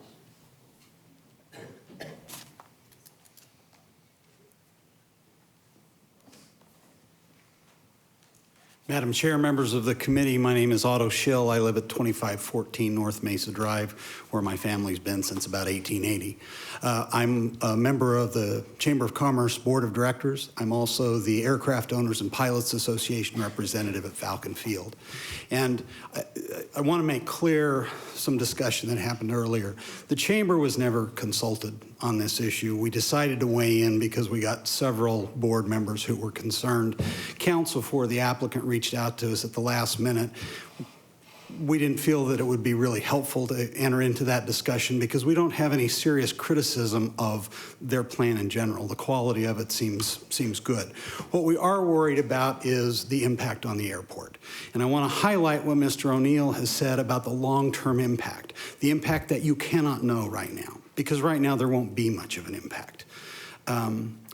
But in the future, in the 15 or 20 or 25-year range, our experience at Falcon Field, where I've been involved in managing these very issues alongside the city for the past decade or more, has been that the people who move in close to the airport, under the flight paths, where these residences are likely to go, will ultimately complain. It will become a political problem. The avigation easements, the disclosures are all very important and very commendable. Nevertheless, it will not solve the political problem that can come. What we have seen is people complain not only about noise, people complain about fuel, the fumes that might come from airplanes. Not all of us believe this. And they complain about hydraulic fluid, things that might drop on their children and so forth. So we think that the future of the airport well could be endangered. And if you look at a map of the valley, protecting this airport is particularly important to the city of Mesa. One other thing that I would say, I've read all the documents on the website other than I could not open the staff's study about the impact. It concerned me when I was in last month's presentation, or the earlier presentation of that plan, that the residential development they chose to support was right in the center of where the crosswind leg of the flight path would go, or if you're on an instrument plan where the instrument departures would go towards the east, or where about half of the missed approaches would go if you miss an instrument approach in.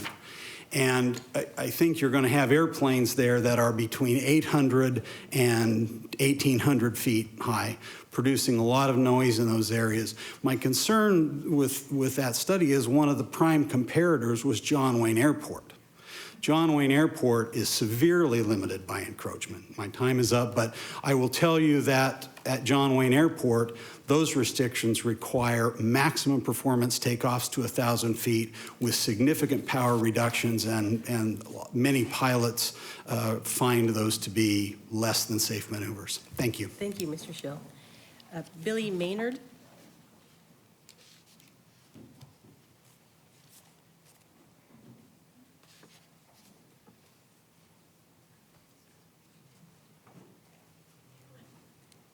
Thank you. I'm one of the property owners in the area. Could you state your name and address for us, please? Billy Maynard, 8357 East Warner Road. Thank you. And I will just pass my 3 minutes to whoever's going to represent the property owners. Have you selected a representative?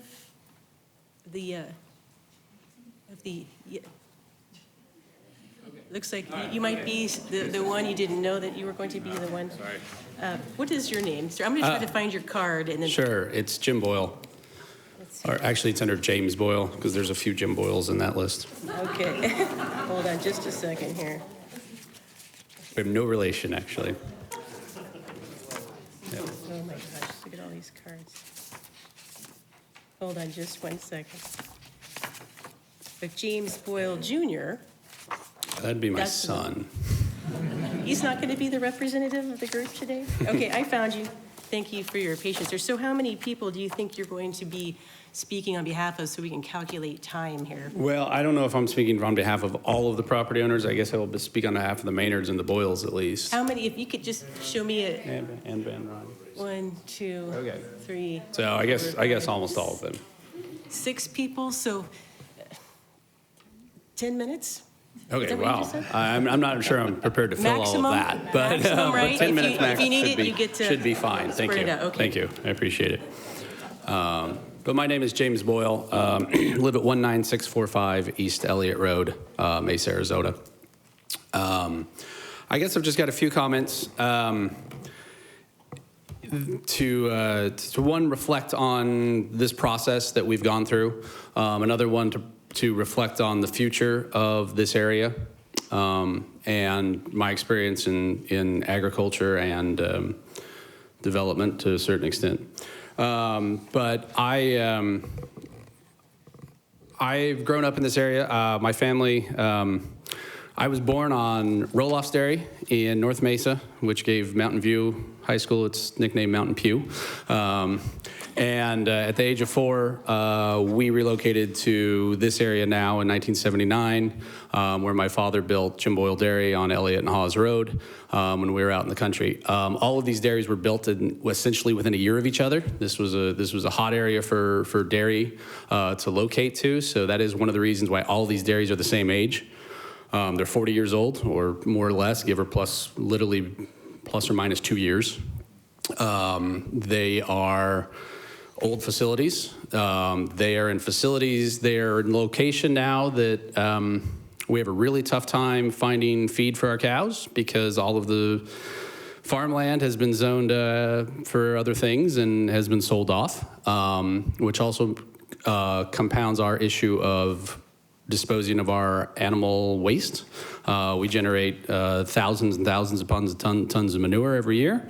That has to be applied to fields somewhere, or it sits on the dairies. So we work very hard to get it out and onto the fields. But it's a huge expense for us. Right now, most of my manure is going all the way to eastern Arizona in the Safford-Gila River Valley. That all gets taken out in the fall once the cotton comes down. The cotton seed comes down out of the Gila River Valley, and then the manure gets trucked back and on the fields. Other times, other farmers in our area have to find farmland in Casa Grande, Acachin, Gila River Reservation, further and further away, because we're just not situated in an area that's agricultural anymore.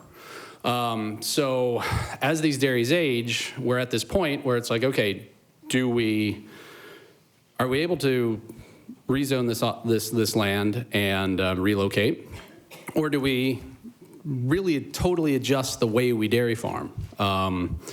There are ways to mitigate some of what we do, but it's the only real way to mitigate, looking for the future of dairy and where we are, is to become even more intensive, to switch from open lot dairies that my dairy would max out at about 2,500 cows to probably a freestall operation that would be 7,500 cows in this area.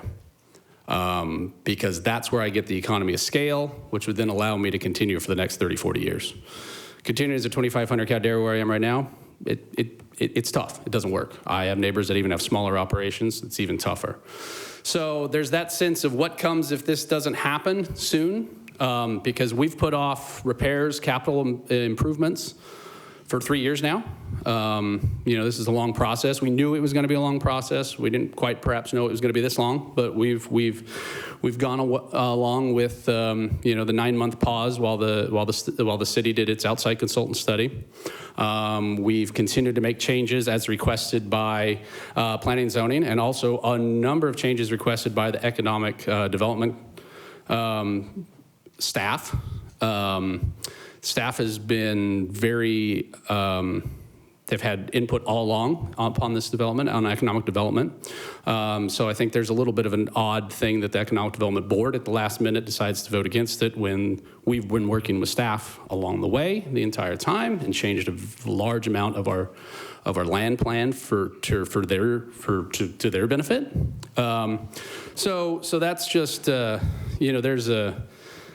that's kind of the reality of where we're at, is that, we need to do something with these dairies. And do I just start remodeling, real soon? Or are we going to be able to market this land in a, sensible manner relatively soon? We try to do our best to mitigate the flies and the smells and the birds. You'll probably hear from some of our neighbors that say we don't do a very good job of it. But that's just a simple reality of having 15,000 milk cows in this neighborhood. Because that's how many we have. And that's a sizable number. It potentially, if we really want to put more cows here, we might have to do that. So that's just it's a bit of the reality there.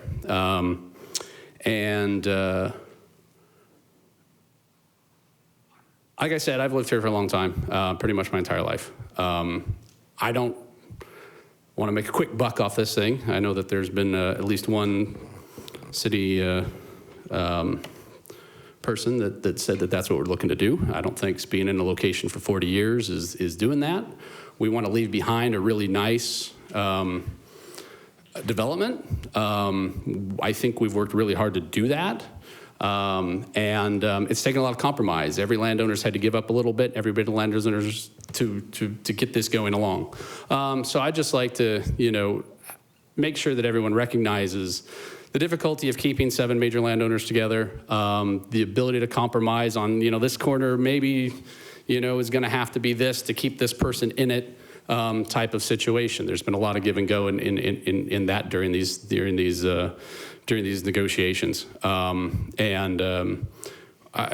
think we've still got a very good plan that all the landowners are happy with at the moment. I'd like to keep us all together, because falling apart would create a really, really ugly development situation, I think. You already see that around the smaller parcels around us. We've had issues with meth labs. We've had issues with above ground storage sheds that really aren't for above ground storage, but are for all sorts of other strange activity.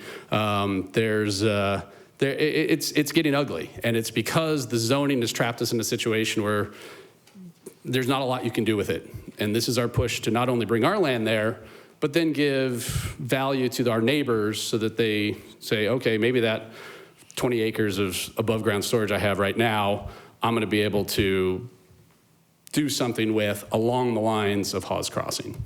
And I think that process will increase this part of the city's not only value, but being able to become a really exciting part of Mesa. And without a major piece going in there, it's going to be a real long time before that happens. So that's, thank you very much for all your attention, and I'll turn it over to whoever's next. Thanks. Thank you. So with the rest of the cards, if Mr. Boyle spoke for you, just let me know and I'll put your card aside, okay? All right. Jason Barney?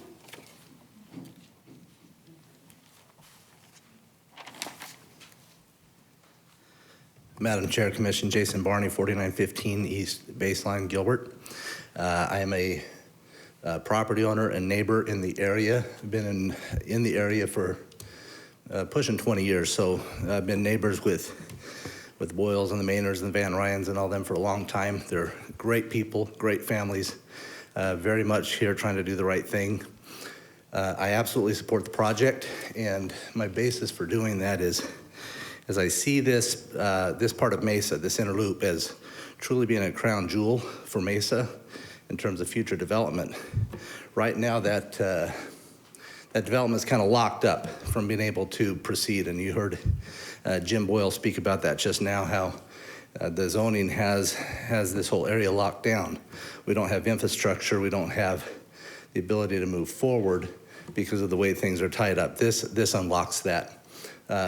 We had property in the area, right in the donut hole there, for probably 15 years. We tried all kinds of ways to bring employment buildings, office buildings, different things. We just didn't have the infrastructure to do it, and being surrounded by the dairies that way, we just couldn't proceed. You cannot attract the kind of high-end Class A users that we were hoping to get because of that situation. So we really are at a junction point. We either keep this inner loop as is indefinitely as the condition that we look at today, or we unlock it with the infrastructure and the zoning and land use opportunities that will make this go thrive and become the crown jewel it should be. Thank you. Thank you, Mr. Barney. Let's see. Sheetal Patel? I apologize if I pronounced your name wrong. Patel, what's that? Oh, okay. Thank you very much. All right, Charles Bowler? Okay. Jean Durand? Would you like to speak? No? Okay.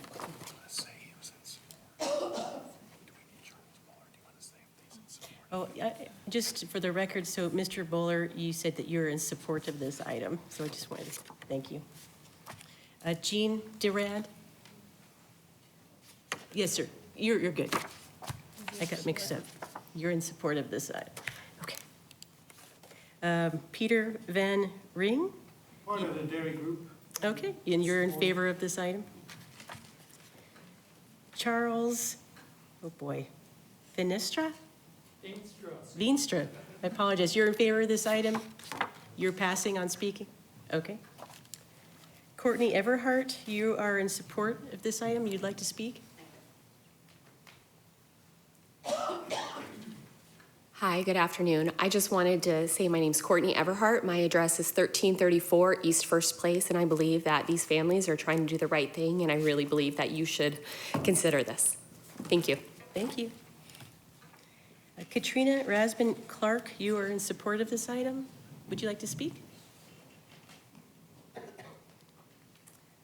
My name is Katrina Rasbin Clark, and I live at 3129 South 83rd Circle. And I am in support of this project. When they first approached me about it, I could not be more supportive of these dairy families and doing what's best for them. And I appreciate all the work that has been done in the work in proposing the rezoning. And I think it'll be great. I plan to live here for the foreseeable future. I've been in my home for 5 years, and I would greatly appreciate all these changes that would be made. Thank you. Thank you. Alex Boyle, assuming that you or Mr. Boyle spoke on your behalf, you're in support. Okay. Nicole, gosh, what do you think? Vieira. Vieira, thank you. You are in favor? You'd like to speak? Yes, please. Okay.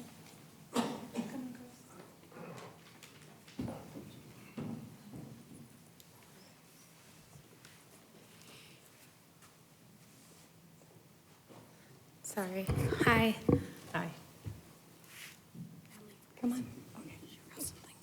Sorry, my name is Nicole Vieira. I live at 3143 South Channing Circle in the Boulder Creek community. My house is directly backs up to the farm. First, I want to say that I really appreciate all the dairy farms and the work that you guys have put in to bring this project to fruition. I am a resident, but more importantly, I'm a mom. And providing a mixed use for the land allows for a safer environment for my children. You're going to have communities of homeowners as well as property owners, business owners, people who are invested in seeing that area stay safe, stay growing, stay productive. It provides places for my kids to ride their bikes, parks, schools, other kids for them to play with. I have been fighting the flies and the dead birds, and I don't blame you guys. I think you guys do everything you can to make the best living conditions for the houses around you. But my daughters get mosquito bites that turn into sizes of tennis balls. I have dead birds that my dog eats. They are in the streets. We can't go out of our homes because, like they said, the flies come in. We can't enjoy our outdoor backyard area where they can have birthday parties or we can have celebrations for holidays. So providing a way for these families to cohesively move their businesses and expand their families and their business and their growth is also beneficial to the residents, and I just want to say that I'm in favor of this project. Thank Thank you. Thank you for your children to show up too to this public hearing. And I'm gonna go feed them now. Okay, I understand. Thank you. Okay, Cheryl Harper, you're in favor of this item, but you do not wish to speak? Okay. And Bob Limburger, you're in favor of this item, you wish to speak? No. Okay. Okay. Jim Rang, you're in favor of this item? You wish to speak? They had to leave, they're part of the group. Okay. Cassandra Wood, you're in favor of this item and you wish to speak? Same. Okay. Billy Maynard, you're in favor of the item, you'd like to speak? Part of the dairy group. Oops, you got mixed up in our pile, I'm sorry about that. Brenda Hunsaker, you do not wish to speak, but you're in favor of the item? Okay. Mary, okay, I'm gonna have you help me with this one too, sir. What do you think about that? Ertley? Ervet? Mary, okay, well, Mary, you would like to speak, you're in favor of this item? Sorry about that. Thank you very much for affording me the opportunity to give my support in this project. It has taken them a massive amount of time, money, effort to do this, to improve the area. One thing that I didn't notice anybody talking about was the increase in tax money that will come in to support the city's schools and the taxes, the tax money. So, thank you. Thank you. Kim Robinson, you're in favor of this item, you do not wish to speak? Okay. John Gosney Jr., you're in favor of this item, you wish to speak? And I would like. Oh, please come on.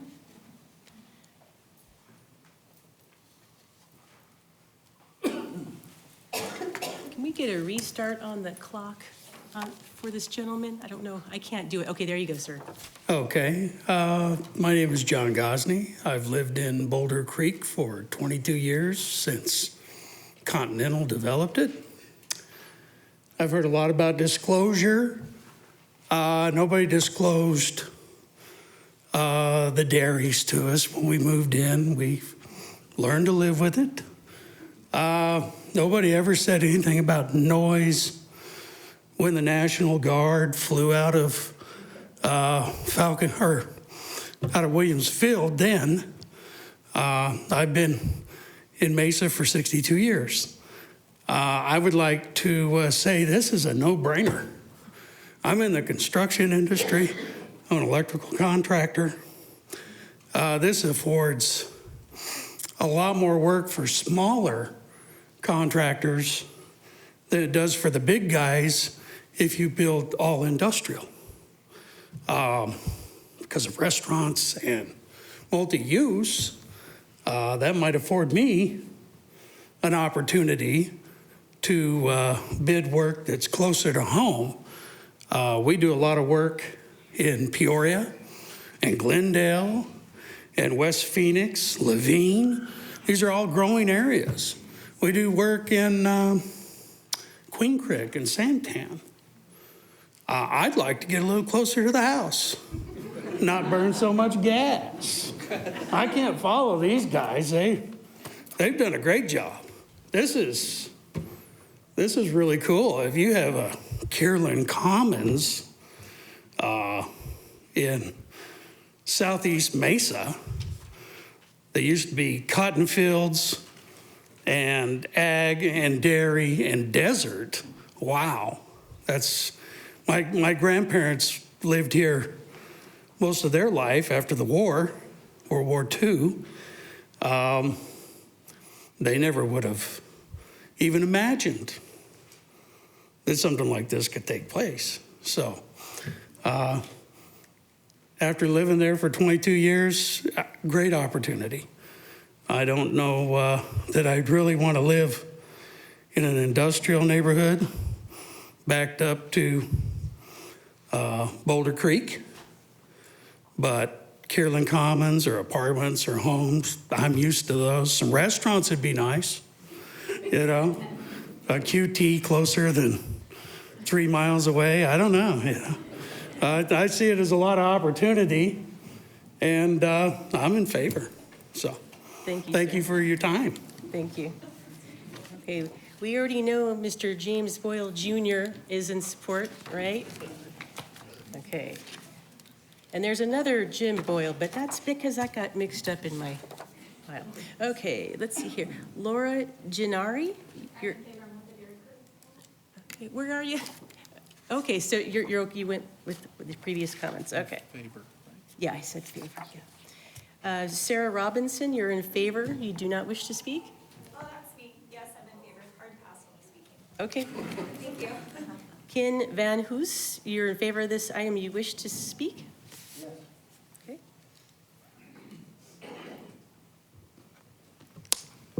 I'm from East Mesa, grew up here.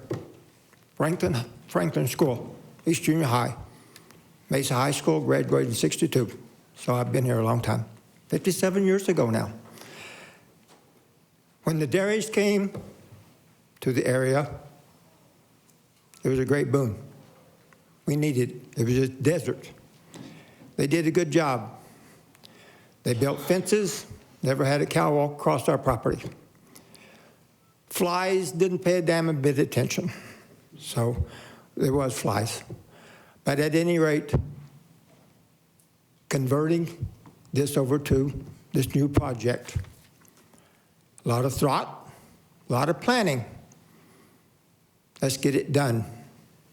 Let's start driving some nails. Yes, we're in support of it. Thank you. Thank you, thank you. Oh, Mr. Van Hoos, I apologize, I didn't have you state your name and address. Do we have to have him come back or can I read it into the record? So you can read into the record. Okay. Yeah. So just for the record, Mr. Ken Van Hoos spoke and he's in favor of this item. Yes. Thank you. Daryl Foltz, you are in favor of this item and you wish to speak? Yes, I'd like to say. Okay, all right.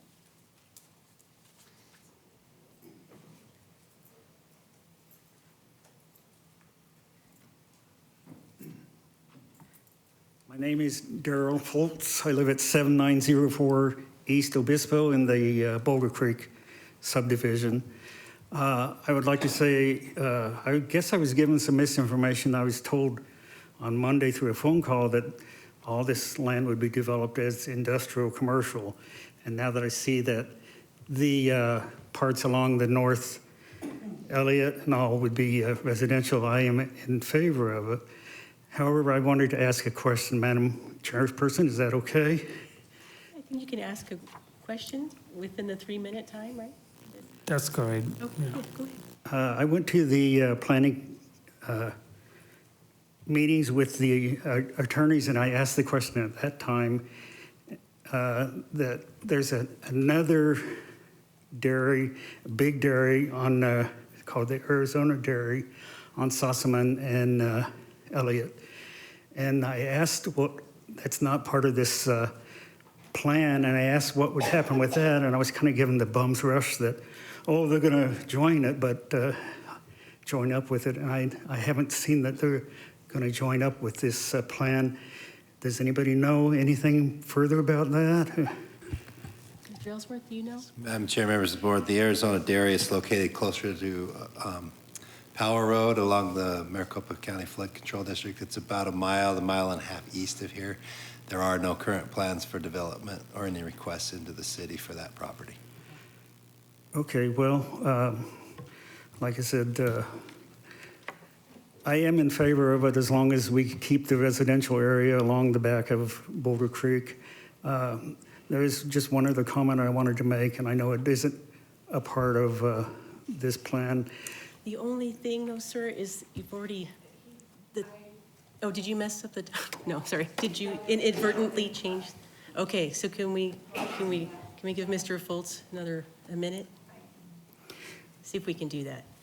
I just wanted to say I like the trails idea. I had a major illness and was in bed for a year, 5 years ago, and I used the bicycle trail along the 202nd, 202 to rehab myself. I could barely walk after a year in bed, and I wanted to thank whoever was responsible for that, I wanted to thank you all for that. And I like the idea of the trails in this subdivision also. I'm in favor. Thank you. Thank you. Thank you, Mr. Fultz. Jacob, Jacob, I hope you, there's only one Jacob out there. If you could pronounce your last name, I don't think I can do it, sir. Jacob Rathersdam, I'm one of the dairymen. Oh, okay. And you don't wish to speak, sir? Or would you like to speak, or? No, that's You, okay, you are in support. He did a great job. Okay. All right. Ken Sanders, you're in support and you'd like to speak? No? Maybe Mr. Sanders didn't want to wait. So we'll just say for the record that he was in support of this item. Ava, is it Sav? Save? S-A-U-V-E? Ava. She is in support of the item, wishes to speak, but I don't see that she is here. Mr. Patel, Vikas R. Patel, you're in support. You do not wish to speak. Okay. Jody Van Ryn. I'm part of the dairy group, what he said. Okay, you're in favor of the item. I am so in favor. Les Hendrickson, you're in support of the request. You didn't indicate if you wanted to speak or not. Oh, I apologize. Okay, you are in support, do not wish to speak. Andrea Hendrickson, you are in support and you wish to speak? Yeah, I can speak for my husband too, right? Yes.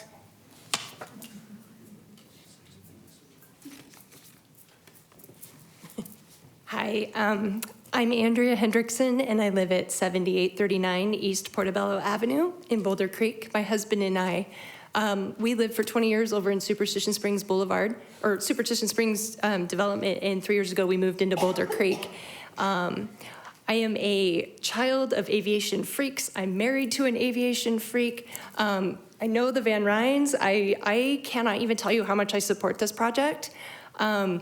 I don't think that you see very often where community comes together like they have, and the way that these dairymen have come together for the good, not just for them, but as what they're leaving behind. I don't think you see that.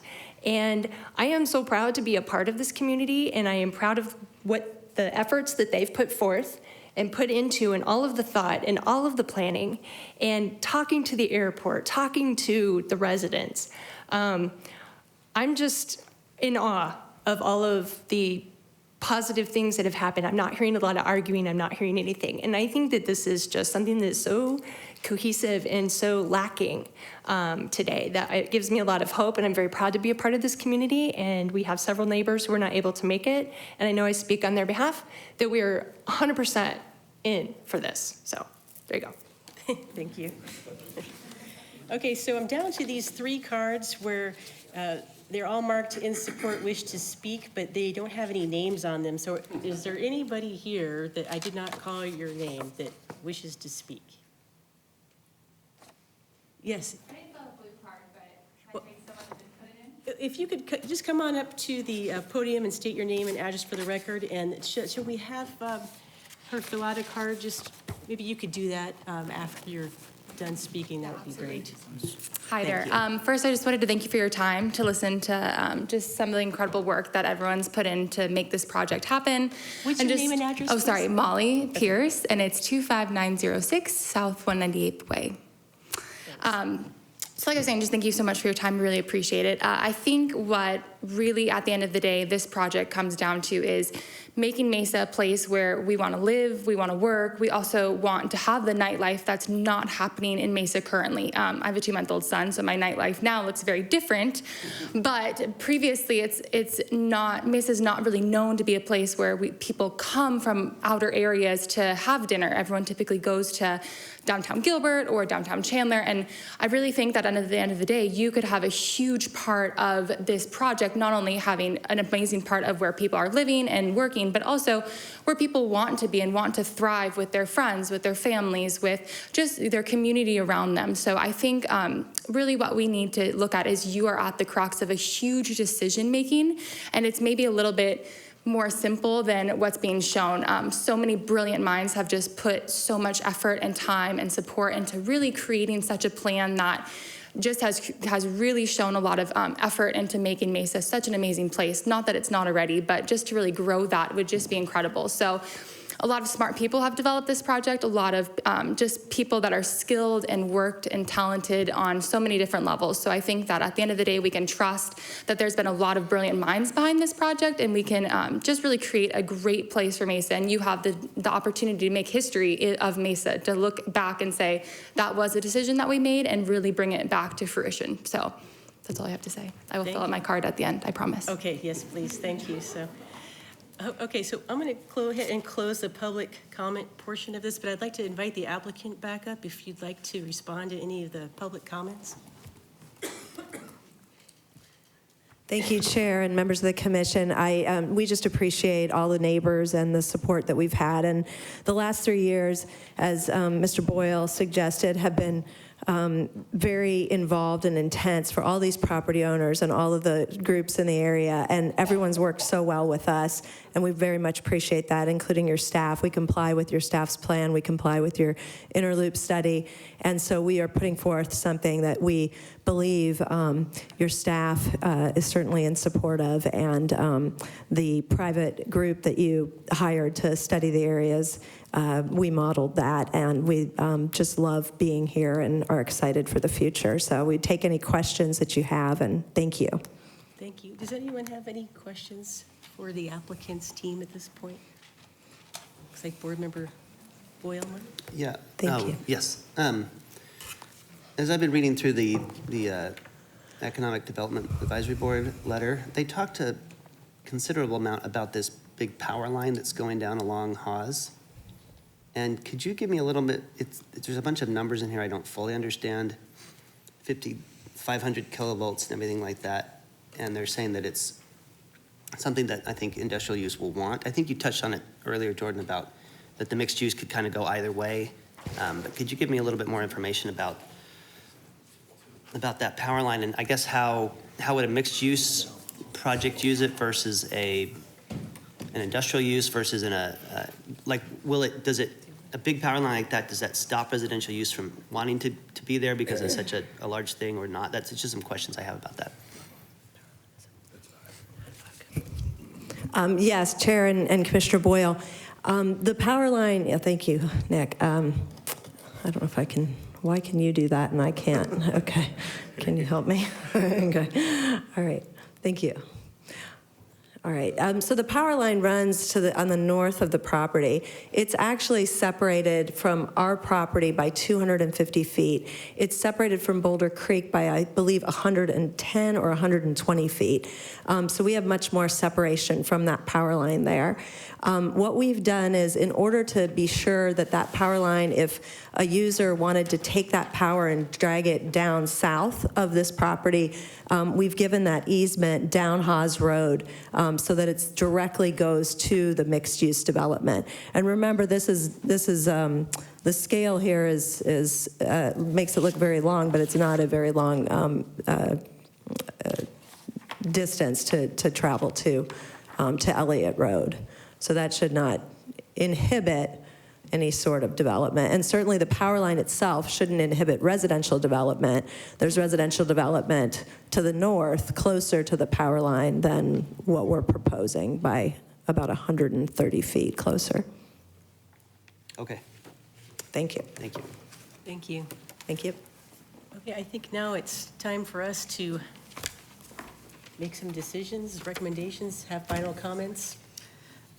So really, really well done presentations on both sides of things. I'm really applaud the neighbors for coming out. That was awesome of you guys. You don't, like you said, no, but not many people will come out for those things. I do think this is a very well thought out plan with the future thinking to get to the future needs of the city. I do appreciate that there is the cohesive plan going on, that all the landowners came together, and it isn't going to be it hopefully will not be a fragmented plan, because otherwise you get you get the industrial and then an industrial and then nothing really goes together. I like how this has the cohesiveness, and it shows the parkways, the collector, the open space connections, all those different things. It brings, I think it also for currently, the tech corridor that's on the other side of the 202, and it kind of bleeds a little bit. They're talking about, on Elliott. I think this brings more certainty to future development in the area and future businesses of what's going to go in there, rather than the unknown of what's going on with the dairies and how long they're staying, and then the quality and the type of land they're going to be purchasing. Are they going to be purchasing a high quality, or trying to build, a data center or an industrial complex or an office complex? And then the unknown with them of what's going to happen with the dairies. Are we going to be having all of our employees next to a dairy for the next 30 years? And I think this builds a lot more certainty for them, and you'll see a lot more interest because it is such a great corridor along the 202 with those two interchanges. I am really happy with the difference with the plan. Actually, it's kind of nice because when we were working on the Interloop District character plan, on the plan, that was a lot of the economic development was they wanted more employment.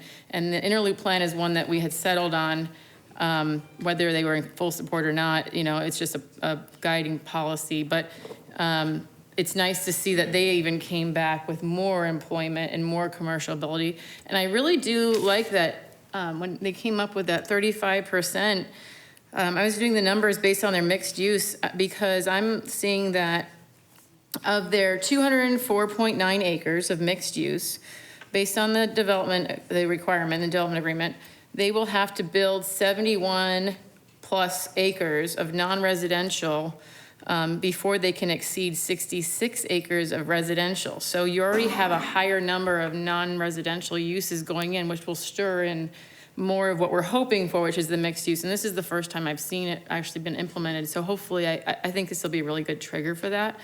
I think this also transitions really nicely into the Elliott Road corridor to the east, because they've had some nice signage going in over there and uses. And I think this mixed use with all the parkway feel and tree line and all that stuff only further emphasizes that transition and importance of that area. And then I think it is, although the airport is different in size, I feel like it is somewhat similar to the Scottsdale Air Park with proximities with the employments around the air park. And then you do have the industrial and then the employment and the office, and it kind of all spurs out and grows from there. And then you have the mixed use. You have the Kierland, you have the Four Corners, and it kind of builds on it. And it's kind of interesting because Scottsdale Air Park is doing very well. And then you hear also that their issues, their restriction is not so much, I feel like, the neighbors and areas around it, as much as the fact of their taxiway, their runway, whereas Williams Gateway has a really nice sized runway, which allows a lot more types of planes and larger planes. And I think having the airport there first, and I feel like Mesa, granted it changes with political season and however it goes down the line, but I feel as if Mesa has been, and our commission and council has been very strong and supportive of the airport, of making sure, for instance, with Boeing or anything else that's going on at Falcon or Williams Gateway, we support them and we make sure that we put in place certain restrictions and we think about it very highly about it, and we do support them. And as long as that continues to go forward, I don't see a problem. The thing with future neighbors purchasing the houses is just gonna be a thing no matter what. It's just the nature of the beast. I mean, people love to complain. Everybody has social media, and it's kind of the thing to do because everybody's listening now. So, and everyone can still come forward, and we'll try to adjust things as they come in. I feel that enables really great mixed-use development, which is exciting, as they mentioned, something to have. Restaurants is always a fun thing to go, other than your local chain. Hopefully we can get some kind of unique community stuff that's local. And I just think that it's a really well thought out. I know as on the consultant side, we worked on the Interloop plan for a long time, and I know they've worked even longer than we had on our plan. And just, I think that it's really come together nicely, and I think it's the best of everything. And I do agree with Mr. Ballmer on his comment about that corner of Hawes and Warner. But on the other side of it, I look at it as when I did my review of it, and then I see what the applicants have done with the neighbors, and there was a lot of give and take of we would prefer this, but in order to stay in and be cohesive, you have to do this. So I think those little areas, which are 2.5, so they're at a minimum, a max, they're 2,500 square foot lot or so. you're still gonna get higher density stuff. You're not gonna get your large lot residential, so I think it's still appropriate for those locations.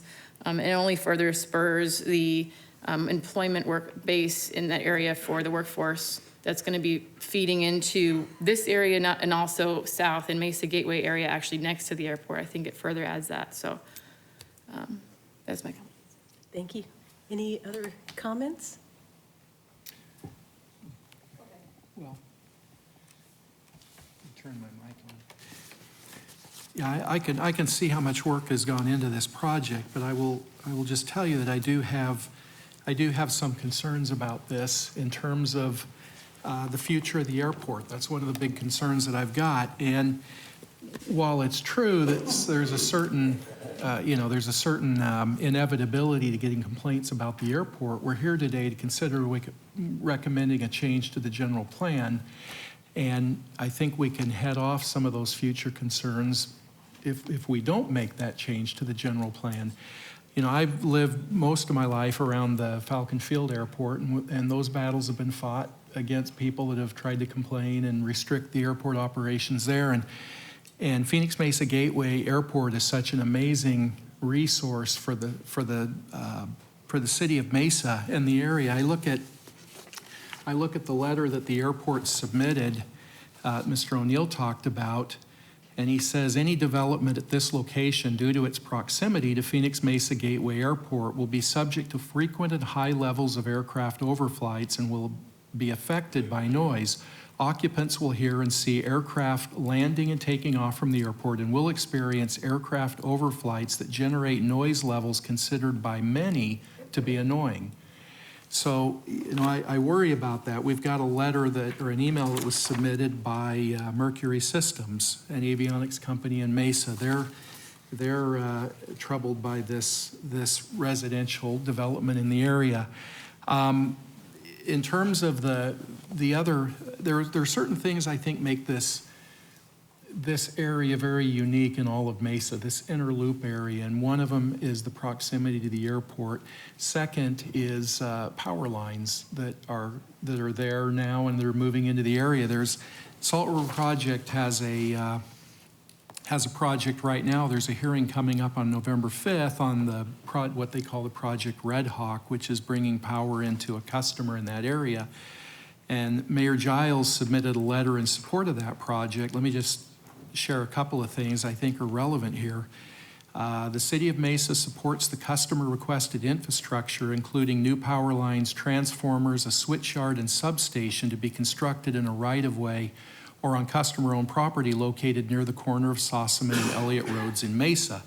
The area is a growing technology center near the Elliott Road Tech Corridor and the existing Apple Global Command Center, Niagara Bottling, and EdgeCore. The project includes providing power for a significant high-tech company's data center and accessory office facilities. It will benefit Mesa greatly by bringing in strong revenue, quality jobs, and attract future economic development in a location that is ideal for high-tech manufacturers and data centers. Given the importance of this project to economic development and creating employment hubs in the region, the City of Mesa urges you to support SRP's application. You know, the Elliott Road Technology Corridor is another thing that makes this area unique. The amount of development that's occurring in that area is surprising, I think, to me, in terms of how quickly that area is being occupied by Fortune 15 companies like Apple and Google. And in terms of the mix that we're talking about here with the amount of residential, I'm a little concerned by that because of the encroachment in the airport, because of a lack of what is limited land in that area for future expansion of industry.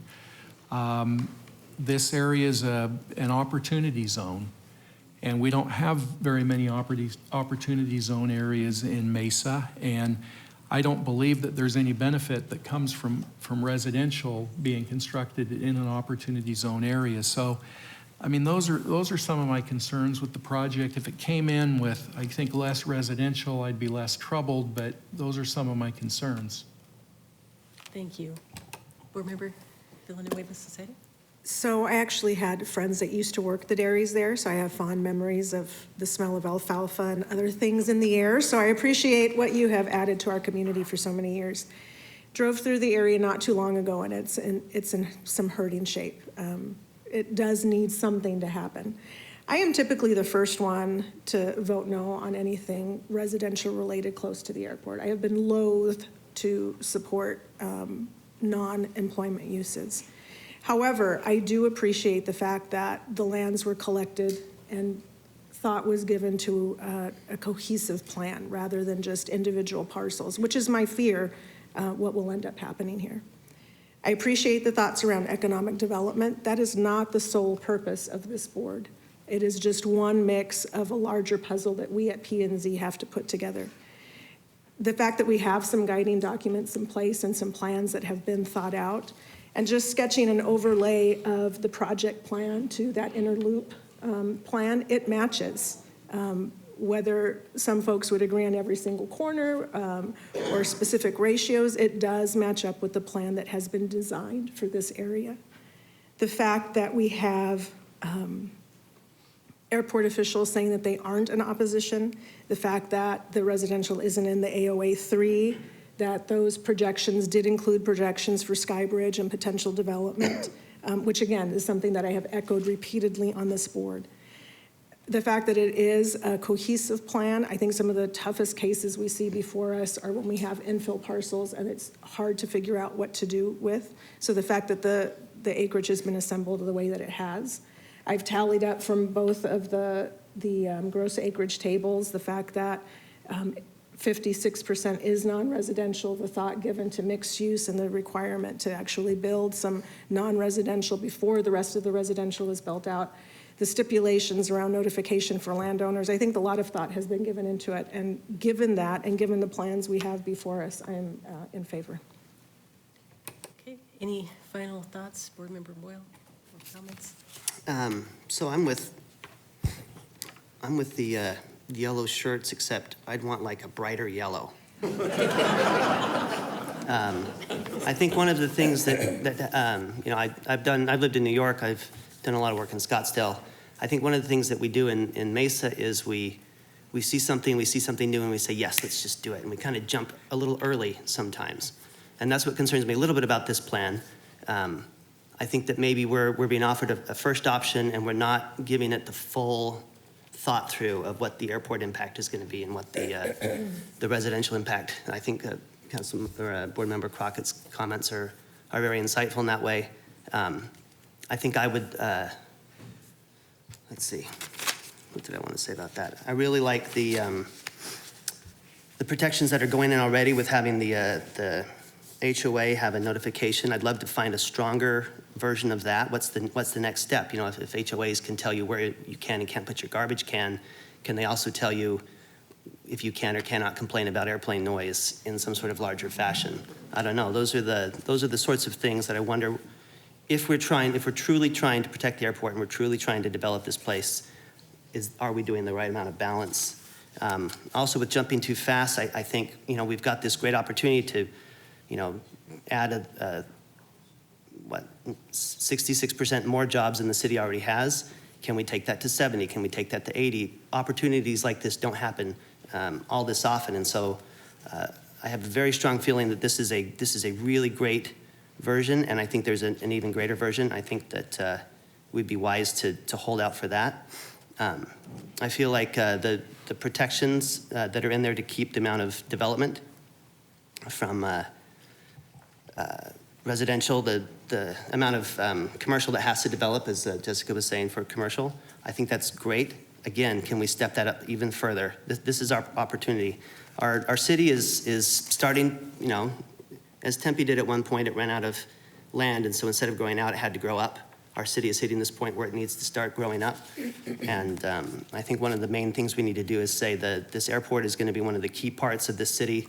I can see the center of the valley shifting this way as this airport becomes more and more important. And so I think it needs to be even better protected. I think we've got a good start with this, but I think we need to step it up a little bit before we make a final decision on it. All right, I'll just offer some final comments. I would like to acknowledge and recognize the economic development concerns.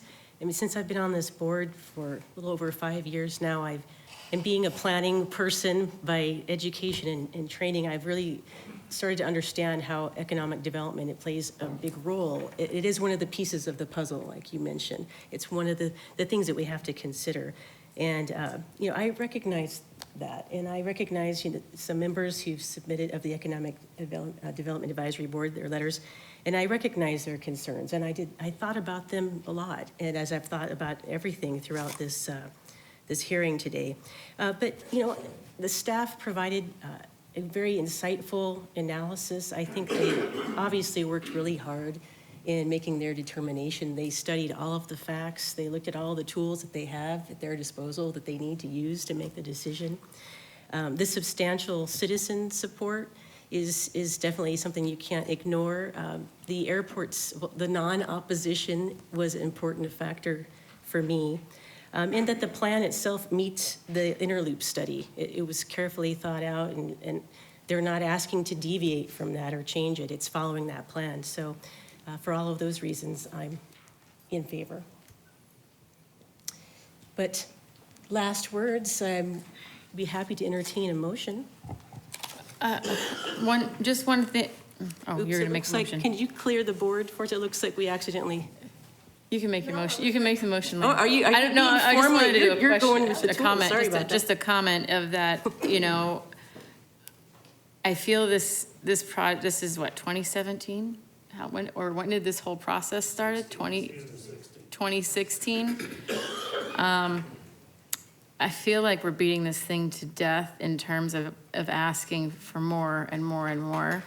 It's really hard to get everybody on board with what's in front of us, and I think we have a really great plan. And then I do feel that the pieces that are remaining in the Interloop, the thing that I think that makes this piece look like it has so much residential is because that's what the Interloop plan actually has, a lot of residential in this area, because it doesn't fit in AOA 2, it's the AOA 3 area. So I feel that if you look at the Interloop plan, the majority of the remaining portion is that employment. It is the higher density, mixed uses, employment, industrial, business park. So I don't feel like we're missing out on anything. I think we're getting the right amount. We're actually getting more than the consulted plan that was approved, that was done for the city. So, and that would be my reasoning too of why I feel that this is not taking anything away from the future economic development of the city, because it's actually adding more than was in the regional plan. And I think that the remaining pieces as they come in, whenever Sossman and whoever comes in, the city will be reviewing it with the Interloop plan. So whereas this one actually has the residential on it, so.